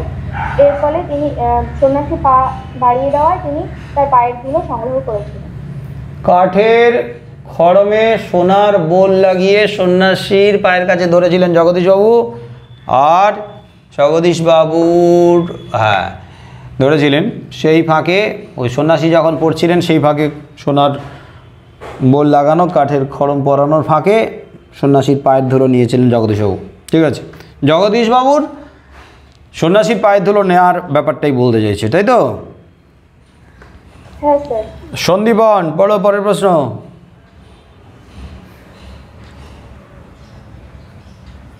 বলে না কেন? নাই।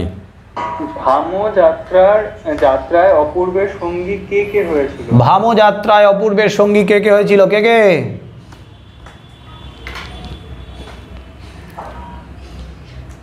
কে পারবে? অফিসের একজন ব্রাহ্মণ পেয়াদা এবং একজন আর্দালি। অফিসের একজন ব্রাহ্মণ পেয়াদা এবং আর্দালি দুইজন সঙ্গী হয়েছিল। আর অপূর্ব ভামো যাচ্ছিল কেন? ভামোর ওখানে বোথা কোম্পানির যে অফিসটা রয়েছে সেখানে গোলযোগ ঘটে, সেটা দেখতে যাচ্ছিল। বোথা কোম্পানির যে অফিস রয়েছে সেখানে যাতে কোনো গোলযোগ বা বিশৃঙ্খলা না ঘটে তার জন্যই দেখতে যাচ্ছিল, বড়বাবুর নির্দেশ ছিল। ঠিক আছে। অনিশ বলো। ছোট মাসি আত্মপ্রসাদে প্রসন্নতা নিয়ে বসে বসে কি খেয়েছিল? ছোট মাসি আত্মপ্রসাদের প্রসন্নতা নিয়ে বসে বসে কি খেয়েছিল? কি খেয়েছিল? ডিম ভাজা ও চা। ডিম ভাজা আর চা। আর মেশো কি খেয়েছিল? শুধু কফি। কফি।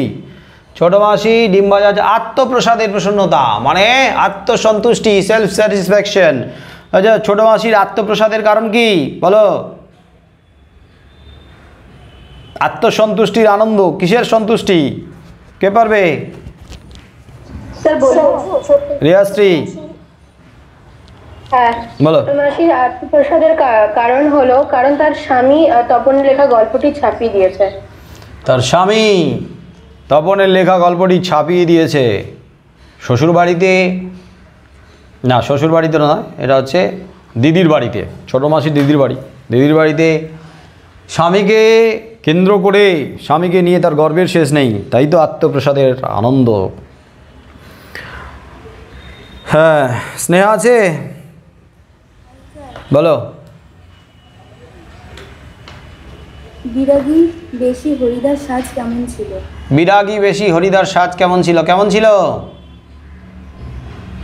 আদুর গা, তারপর একটা সাদা ধবধবে উত্তরীয়, পরনে ছিল একটি সাদা বহরের ছোট থান, সাদা বহরের থান, আর ছিল মাথায় ফুরফুর করে শুকনো সাদা চুল উঠছিল, আর হাতে ছিল ধুলো মাখা হাত পা, হাতে ছিল একটি ঝোলা, ঝোলার ভিতরে ছিল মাথায় সাদা চুল ফুরফুর করে উঠছে, পরনে আচ্ছা তার গা আদুর গা ছিল, আদুর গা, তাতে কি কোনো উত্তরীয় চাপানো ছিল নাকি? হ্যাঁ স্যার, আদুর গায়ে একটা উত্তরীয়, তাই তো? সাদা উত্তরীয় ছিল। সাদা উত্তরীয়। পরনে কি ছিল? পরনে ছোট বহরের একটি সাদা থান, ছোট বহরের একটি সাদা থান, আর ধুলো মাখা পা, আর ঝোলা ছিল। ঝোলাতে কি ছিল? গীতা। হাতে কিছু ছিল? হাতে হাতে গীতা ছিল, হাতে ঝোলাতে ছিল। ঝোলার ভিতরে গীতাতে ছিল। হাতে ঝোলা ছিল না কাঁধে ছিল? হাতে লেখা ছিল। হাতে একটা ঝোলা।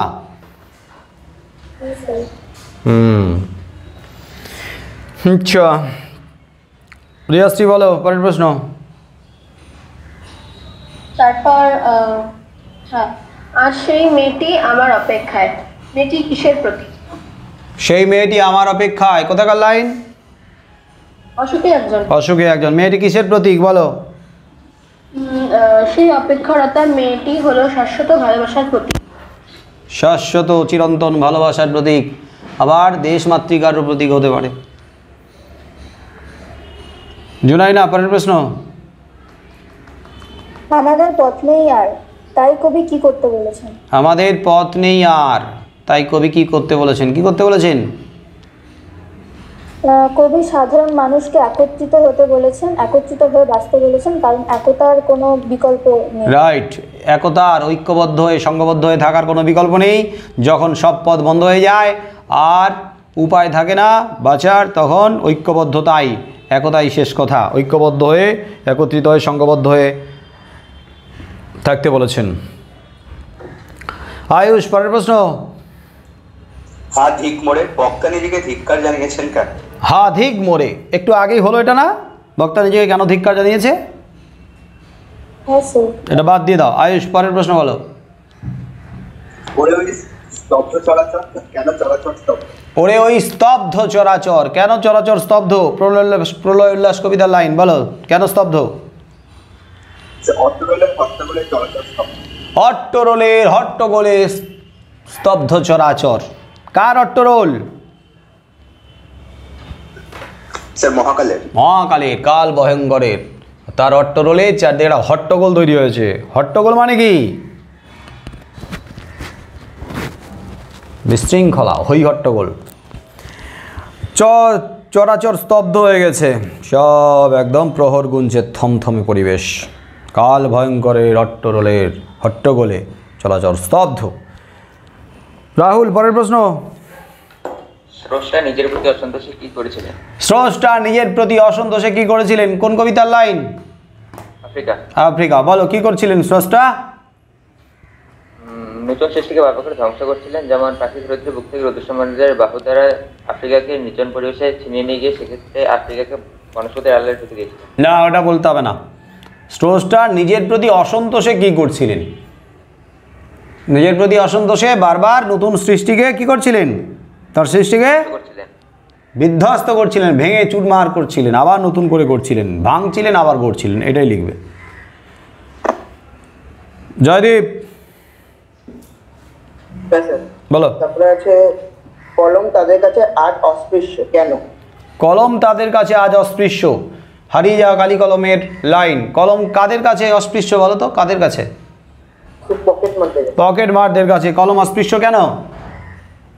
কারণ আগে কলমের অনেক মূল্য হলেও বর্তমানে এতই কলমের সস্তা এবং সর্বভোগ্য হয়ে গেছে তাদের কাছে। কলম এতই সস্তা সর্বভোগ্য, সবার হাতে পৌঁছে গেছে, সস্তা হয়ে গেছে, তাই পকেট মাররা আর হাত সাফাইয়ের খেলা দেখায় না।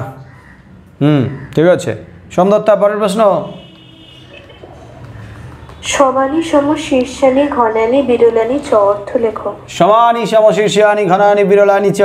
হারিয়ে যাওয়া কালি কলমের লাইন বলো, অর্থ বলো। সব অক্ষর সমান, সব অক্ষর সমান, সুশৃঙ্খল পরিচ্ছন্ন। প্রতিটি অক্ষর সুশৃঙ্খল পরিচ্ছন্ন। ঠিক আছে।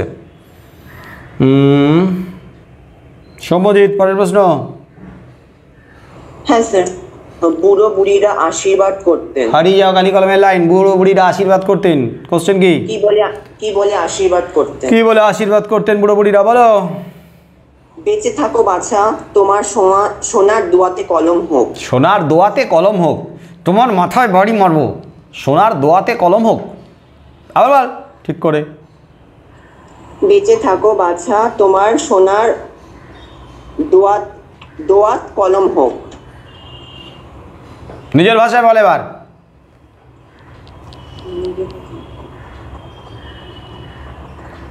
নিজের ভাষায় পরোক্ষ উক্তিতে বল। কি বলতো?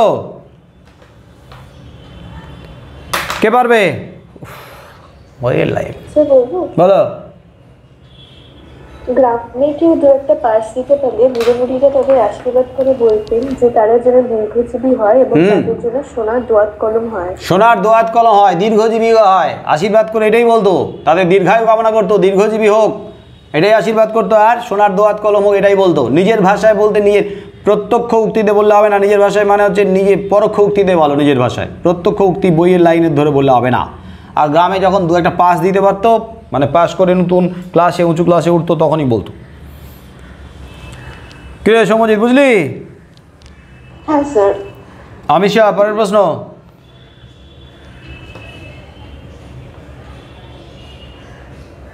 আমিষা নাই। রীতিশা। কিছুকাল আগে একজন বিদেশি সাংবাদিক লিখেছিলেন।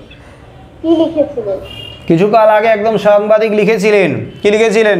হারিয়ে যাওয়া কালি কলমের লাইন বলো। কলকাতার চৌরঙ্গীর পথে প্রতি 3 জন ফেরিওয়ালার মধ্যে একজনের পেশা কলম বিক্রি করা। কলকাতার চৌরঙ্গীর পথে প্রতি 3 জন ফেরিওয়ালার মধ্যে একজনের পেশা কলম বিক্রি, তাই তো? হ্যাঁ স্যার।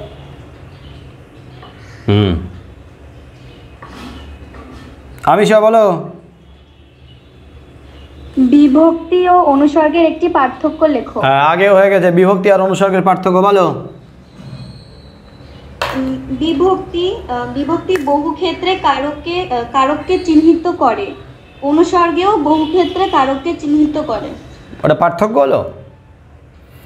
ওটা তো সাদৃশ্য হয়ে গেল, মিল, পার্থক্য। এটা কি পারে না, এটা কি পারে, এটা কি পারে, এটা কি পারে না। বিভক্তির চিহ্ন পদের কারক নির্দেশ করে, নির্দেশক হ্যাঁ, পদের পদের বচন বচন নির্দেশ করে, সংখ্যা নির্দেশ করে নির্দেশক। বিভক্তির কাজ শব্দকে পদে নির্দেশক নেই, হ্যাঁ, এখন তো বিভক্তি আর অনুসর্গের পার্থক্য বলছে। প্রশ্ন কি আছে? বিভক্তি ও অনুসর্গের পার্থক্য লেখো। ও, নির্দেশকের কথা নেই তো, বিভক্তি আর অনুসর্গের পার্থক্য। বিভক্তি আর অনুসর্গ, বিভক্তির নিজস্ব অর্থ নেই, অনুসর্গ নিজস্ব অর্থ আছে, এটা বললে হবে। বিভক্তি শব্দের পরে যুক্ত হয়ে বসে শব্দকে পদে পরিণত করে, অনুসর্গ শব্দের পরে বিচ্ছিন্নভাবে আলাদাভাবে বসে বিভক্তির পরিপূরক হিসেবে কাজ করে, কারক চিহ্ন রূপে। এটা মুখস্থ রাখবে, বারবার ঘুরে ফিরে আসছে। নির্দেশক, বিভক্তি, অনুসর্গ, বিভক্তি, এগুলোর পার্থক্য। সন্দীপন, পরের প্রশ্ন। নিম্নরেখা শব্দটির কারক ও বিভক্তি নির্ণয় করো। কোনটা? একটা বাদ গেছে, বল, বাদ গেছে বলছে। স্যার আগেরটা পারতাম না, তাই এটা বললাম। কে পারবে আগেরটা প্রশ্নের উত্তরটা? কে পারবে? আগেরটা কি আছে, কে পারবে? পড়ো। বলবো, পূর্বপদ নির্দেশক এমন একটি উদাহরণ দাও। আরেকবার বলো। পূর্বপদ নির্দেশক এমন একটি উদাহরণ দাও। হ্যাঁ, একটা উদাহরণ দিতে হবে যার পূর্বপদ নির্দেশক। নির্দেশক তো পরে বসে পদের, কিন্তু নির্দেশক পূর্বে বসছে, আগে বসছে, আমার একটা উদাহরণ দিতে হবে। বলো। সে খান দশেক লুচি খেলো, এখানে খান হলো নির্দেশক। সে খান দশেক লুচি খেলো, 10টা তার আগে খান মানে 10 খানা, খানি, খানা, তাহলে খান দশেক, খানটা এখানে নির্দেশক, এটা আগে বসছে। এটাই মনে রাখবে সবাই, মুখস্থ রাখবে। সন্দীপন, শুনতে পেলে? হ্যাঁ স্যার। সে খান দশেক লুচি খেলো, এখানে খান দশেকের খানটা হচ্ছে নির্দেশক, এই দশেকটার আগে বসছে। Very good. অনিশ, ও না, সন্দীপন বল, পরেরটা বল। নিম্নরেখা শব্দটির কারক ও বিভক্তি নির্ণয় করো। হ্যাঁ, কোনটাতে দাগ দেওয়া আছে? কারক বিভক্তি নির্ণয় করতে হবে। বলো, বাক্যটা কি? সন্ন্যাসী হাসলেন আর চলে গেলেন। সন্ন্যাসী হাসলেন আর চলে গেলেন, কোথায় দাগ? সন্ন্যাসী। সন্ন্যাসী, বলো কি কারক, কি বিভক্তি? কর্তৃকারকে শূন্য বিভক্তি। হ্যাঁ, সন্ন্যাসী হাসলেন, যে হাসলেন সেই কর্তা হাসির কাজ করছে, সন্ন্যাসী কর্তৃকারক, সন্ন্যাসী শূন্য বিভক্তি। ঠিক আছে। অনিশ, বলো। ব্যাস বাক্য সহ একটি বহুব্রীহি সমাসের উদাহরণ দাও। ব্যাস বাক্য সহ বহুব্রীহি সমাসের উদাহরণ বলো, যে কোনো একটা বহুব্রীহি সমাসের উদাহরণ দাও ব্যাস বাক্য সহ। নীলকণ্ঠ যার নীলকণ্ঠ। নীলকণ্ঠ যার নীলকণ্ঠ, সাধারণ বহুব্রীহি সমাসের উদাহরণ। ঠিক আছে। স্নেহা, বহুবচন নির্দেশকের একটি উদাহরণ দাও। বহুবচন নির্দেশকের উদাহরণ, একটা নির্দেশকের উদাহরণ দিতে হবে যেটা বহুবচনকে উল্লেখ করছে, বলো, নির্দেশ করছে। ছেলেগুলো ঘুরে বেড়াচ্ছে। ছেলেগুলো ঘুরে বেড়াচ্ছে, মেয়েরা পড়াশোনা করছে, তাহলে ছেলেগুলোর গুলো আর মেয়েরা রা, এগুলো নির্দেশক বহুবচনের। তারপর রিয়াশ্রী,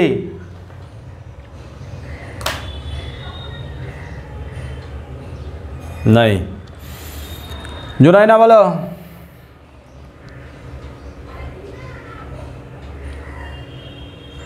নেই। আয়ুষ, বলো আবার, শেষ করো তাড়াতাড়ি।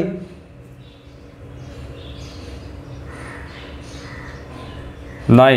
রাহুল, বিদেশি অনুসর্গের একটি উদাহরণ দাও। কিসের উদাহরণ? বিদেশি অনুসর্গের একটি উদাহরণ দাও। বিদেশি অনুসর্গ একটা উদাহরণ দাও। একটা অনুসর্গ যেটা বিদেশি শব্দে ব্যবহার করা হতো, সেখান থেকে পাওয়া গেছে। বলো। 7 দিন বাদে পরীক্ষা বাদে। 7 দিন বাদে পরীক্ষা বাদে। আর কিছু কেউ পারবে? বরাবর গেলে চৌরাস্তা পাবে। বরাবর। আবার বলো। বরাবর গেলে চৌরাস্তা পাবে। বরাবর গেলে, বরাবর। আর কেউ? বলবো। বলো। ভারত বনাম শ্রীলঙ্কার খেলা চলছে। বনাম। বনাম, ভারত বনাম শ্রীলঙ্কার খেলা চলছে। বনাম, ঠিকই আছে। বরাবর, বনাম। আরেকটা কি বললে রাহুল? বাদে। বাদে, ঠিক আছে। এগুলো হচ্ছে বিদেশি অনুসর্গের উদাহরণ, মনে রাখবে, ইম্পর্টেন্ট আছে। জয়দীপ, নাই। বলো। তো তারপরে হচ্ছে অনুক্ত কর্তা কাকে বলে, উদাহরণ দাও। অনুক্ত কর্তা কাকে বলে, উদাহরণ দাও। বলবো? বলো। তো কর্মবাচ্যের যে কর্তা তাকে বলে অনুক্ত। কর্মবাচ্যের কর্তাকে অনুক্ত কর্তা বলে। কর্মবাচ্য কর্তার সঙ্গে দ্বারা দিয়ে যোগ করলেই কর্মবাচ্য হয়ে যাবে। বলো একটা উদাহরণ দাও। স্যার তার দ্বারা খেলা হয়, তার। হ্যাঁ, সে খেলে, সেটাকে আমরা কর্মবাচ্য করলাম। তার দ্বারা খেলা হয়, তারটা কর্মবাচ্যের কর্তা মানে অনুক্ত কর্তা। ঠিক আছে, তাক দিয়ে নির্দিষ্ট করে লিখে দিতে হবে, ব্র্যাকেটে রাখতে হবে তারটা। পরের প্রশ্ন, সোমদত্তা। সমধাতুজ কর্ম কাকে বলে? সমধাতুজ কর্ম কাকে বলে, একটু আগে হলো না? হ্যাঁ স্যার। তাহলে এটা বাদ দিয়ে পরেরটা বলো। সম্বোধন পদ উদাহরণ দিয়ে বোঝাও। সম্বোধন পদ, একটা উদাহরণ দাও যেটাতে সম্বোধন পদ। আর তাকে সম্বোধন পদ কেন বলছে বলো, বুঝিয়ে দিতে বলেছে। যে পদের দ্বারা কাউকে ডাকা হয় বা আহ্বান করা হয় তাকে সম্বোধন পদ বলে। যে পদ দিয়ে কাউকে ডাকা হয় বা আহ্বান করা হয় বা সম্বোধন করা হয় সেটাই সম্বোধন পদ। উদাহরণ বলো। রাম তোকে তোর মা ডাকছে। রাম তোকে তোর মা ডাকছে, রাম বলে সম্বোধন করা হলো। হ্যাঁ, মহাশয় আপনি কেমন আছেন, মহাশয় মহাশয়া সম্বোধন পদ। ঠিকই আছে, সম্বোধন করা হয়েছে, ডাকা হয়েছে এই পদ দিয়ে। ওকে সমজিৎ। হ্যাঁ স্যার। বলো। করণের বিপসার একটি উদাহরণ দাও। করণ কারকে বিপসা। বিপসা মানে তার পুনরাবৃত্তি। করণ কারক দুবার পাশাপাশি বসবে একই পদ। বলো করণে বিপসার উদাহরণ দাও। মেঘে মেঘে ধাক্কা লাগলো। মেঘে মেঘে ধাক্কা লেগেছে। মেঘে মেঘে, মেঘের দ্বারা ধাক্কা লেগেছে। মেঘের সঙ্গে মেঘের দ্বারা। আর কে উদাহরণ পারবে অন্য কিছু? আচ্ছা, মেঘে মেঘে ধাক্কা লেগেছে এটা না বলে বলবে মেঘে মেঘে আকাশ ছেয়ে গেছে, এটা বলবে। মেঘে মেঘে মানে মেঘের দ্বারা আকাশ ঢেকে গেছে বা ছেয়ে গেছে, এটা বলবে। বুঝলে? হ্যাঁ। আরেকটা কে বললে উদাহরণ বলো। কুঞ্জে কুঞ্জে ভরা শেখে। কুঞ্জে কুঞ্জে ভরা শেখে। কুঞ্জে না, এটা তো হবে না। কুঞ্জে কুঞ্জে না, পুষ্পে পুষ্পে হবে। পুষ্পে পুষ্পে ভরা শাখি, পুষ্পের দ্বারা, ফুলের দ্বারা। কুঞ্জ মানে তো বাগান। হ্যাঁ বলো। স্যার বলবো। কাশবন ফুলে ফুলে সাদা। হ্যাঁ, ফুলে ফুলে সাদা, ফুলের দ্বারা। ঠিকই আছে, করণে ব্যবসা। না আমিষা নাই। রীতিশা বলো। না আছে আমিষা। বলো আমিষা বলো। নাই আমিষা। রীতিশা বলো।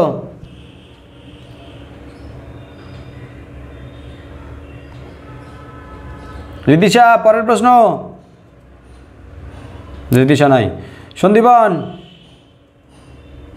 অনিয়ম রেলওয়ে কর্মচারীদের জন্য। অনিয়ম রেলওয়ে কর্মচারীদের জন্য। কোশ্চেন কি? কোন নিয়ম, কেন এই মন্তব্য?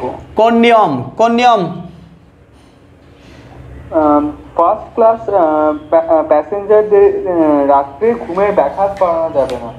ফার্স্ট ক্লাস প্যাসেঞ্জারদের, প্রথম শ্রেণীর যাত্রীদের, ট্রেনের প্রথম শ্রেণীর যাত্রীদের বা ফার্স্ট ক্লাস প্যাসেঞ্জারদের রাতে ঘুমের ব্যাঘাত ঘটানো যাবে না। এই নিয়ম রেলওয়ে কর্মচারীর জন্য। কে বলেছিল? বক্তাকে? বক্তা পুলিশ অফিসার, ওই বর্মা সাব ইন্সপেক্টর অপূর্বের কথা প্রসঙ্গে বলেছিল। অপূর্ব কি বলেছিল? যার কথা প্রসঙ্গে বলেছে অপূর্ব এমন কি বলেছিল? অপূর্ব প্রতিবাদ করেছিল যে তার রাতে ঘুমে ব্যাঘাত ঘটানো হচ্ছে। হ্যাঁ, সে প্রথম শ্রেণী যাত্রী, তার রাতের ঘুমের ব্যাঘাত ঘটানো, এটা এরকম নিয়ম নেই, অথচ রাতে কেন ঘুমের ব্যাঘাত ঘটানো হচ্ছে এই প্রতিবাদ যখন করেছিল তখনই বলেছিল ওই নিয়ম রেলওয়ে কর্মচারীর জন্য।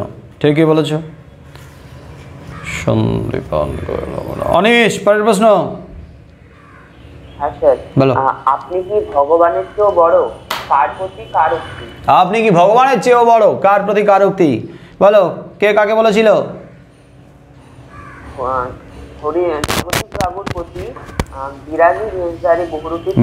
বিরাগী সন্ন্যাসীর বেশধারী হরিদা এই উক্তি করেছিল জগদীশ বাবুর প্রতি। হ্যাঁ, পরের পার্ট কি আছে? পরের প্রশ্ন এটার। এমন উক্তির কারণ কি? এমন উক্তির কারণ কি? কেন বলেছিল বিরাগী সন্ন্যাসী? যখন বিরাগী বেশধারী হরিতা জগদীশ বাবুর বাড়িতে এসেছিল, জগদীশ বাবু তাকে দেখতেও কেউ উঠে দাঁড়াননি। তখন তিনি এমন উক্তিটি করেছিলেন।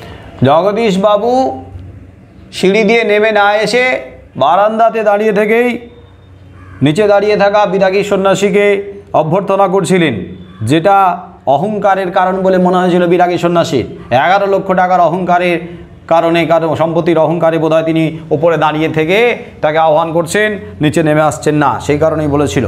ভগবানের থেকে বোধহয় নিজেকে বড় বলে মনে করেন সম্পত্তির অহংকারে। ঠিক আছে স্নেহা, পরের প্রশ্ন।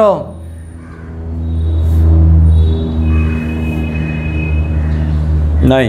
রিয়াশ্রী নাই। জুনাইনা বলো।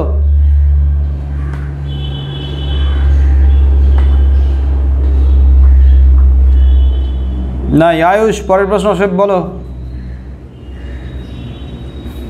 আয়ুষও নেই। রাহুল নাই। নাই। জয়দীপ বলো। তো তারপরে আছে আমাদের ইতিহাস নেই। কাদের ইতিহাস নেই? কবি কেন এমন উক্তি করেছে? আমাদের ইতিহাস নেই অসুখী একজন কবিতার লাইন, তাই তো? না আয় আরো বেঁধে বেঁধে থাকি? আয় আরো বেঁধে বেঁধে থাকি কবিতার লাইন। আমাদের ইতিহাস নেই।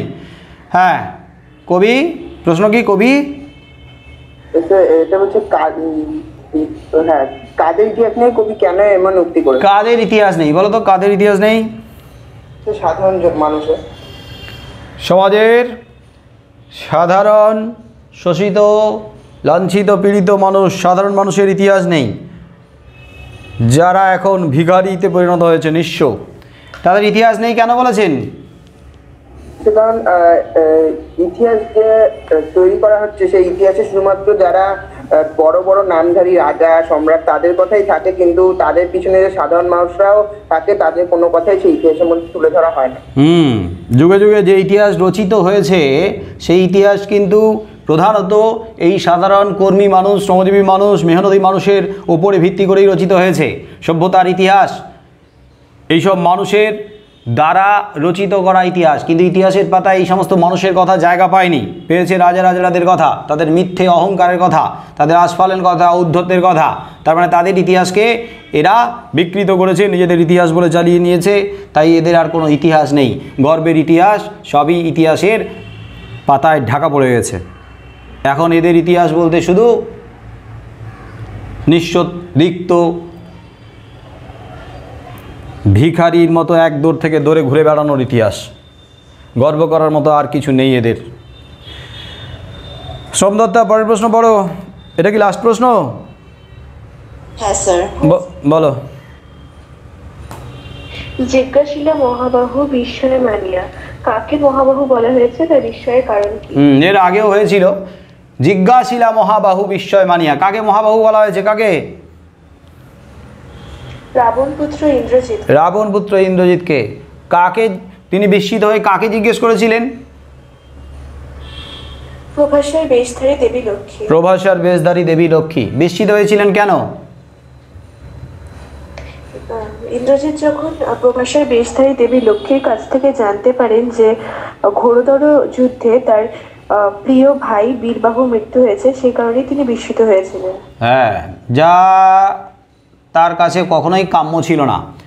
তার প্রিয় ভাই যে কিনা বীরবাহু, যে কিনা বীরবাহু অর্থাৎ অত্যন্ত বীর পরাক্রমশালী, তার মৃত্যু হয়েছে, এটা তার কাছে অবিশ্বাস্য মনে হয়েছিল, তাই বিস্মিত হয়েছিলেন। আর বিস্মিত হয়ে কী প্রশ্ন করেছিল বলো তো? কী জিজ্ঞেস করেছিল? লাইনটা বলবো? এমনি নিজের ভাষায় বলো। কি বলেছিল? বিস্মিত হওয়ার পরে কি জিজ্ঞেস করেছিল?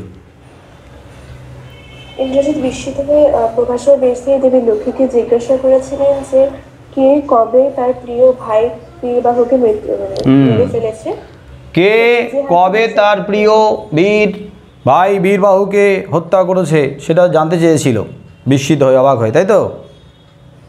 এটা কীভাবে সম্ভব হলো? যাই হোক, আজকে তাহলে আমরা এবিটিএ টেস্ট পেপারের 2টো পেজের শর্ট কোশ্চেনগুলো আলোচনা করে শেষ করলাম। আজকের আমাদের এই পর্যন্ত থাকবে, ঠিক আছে?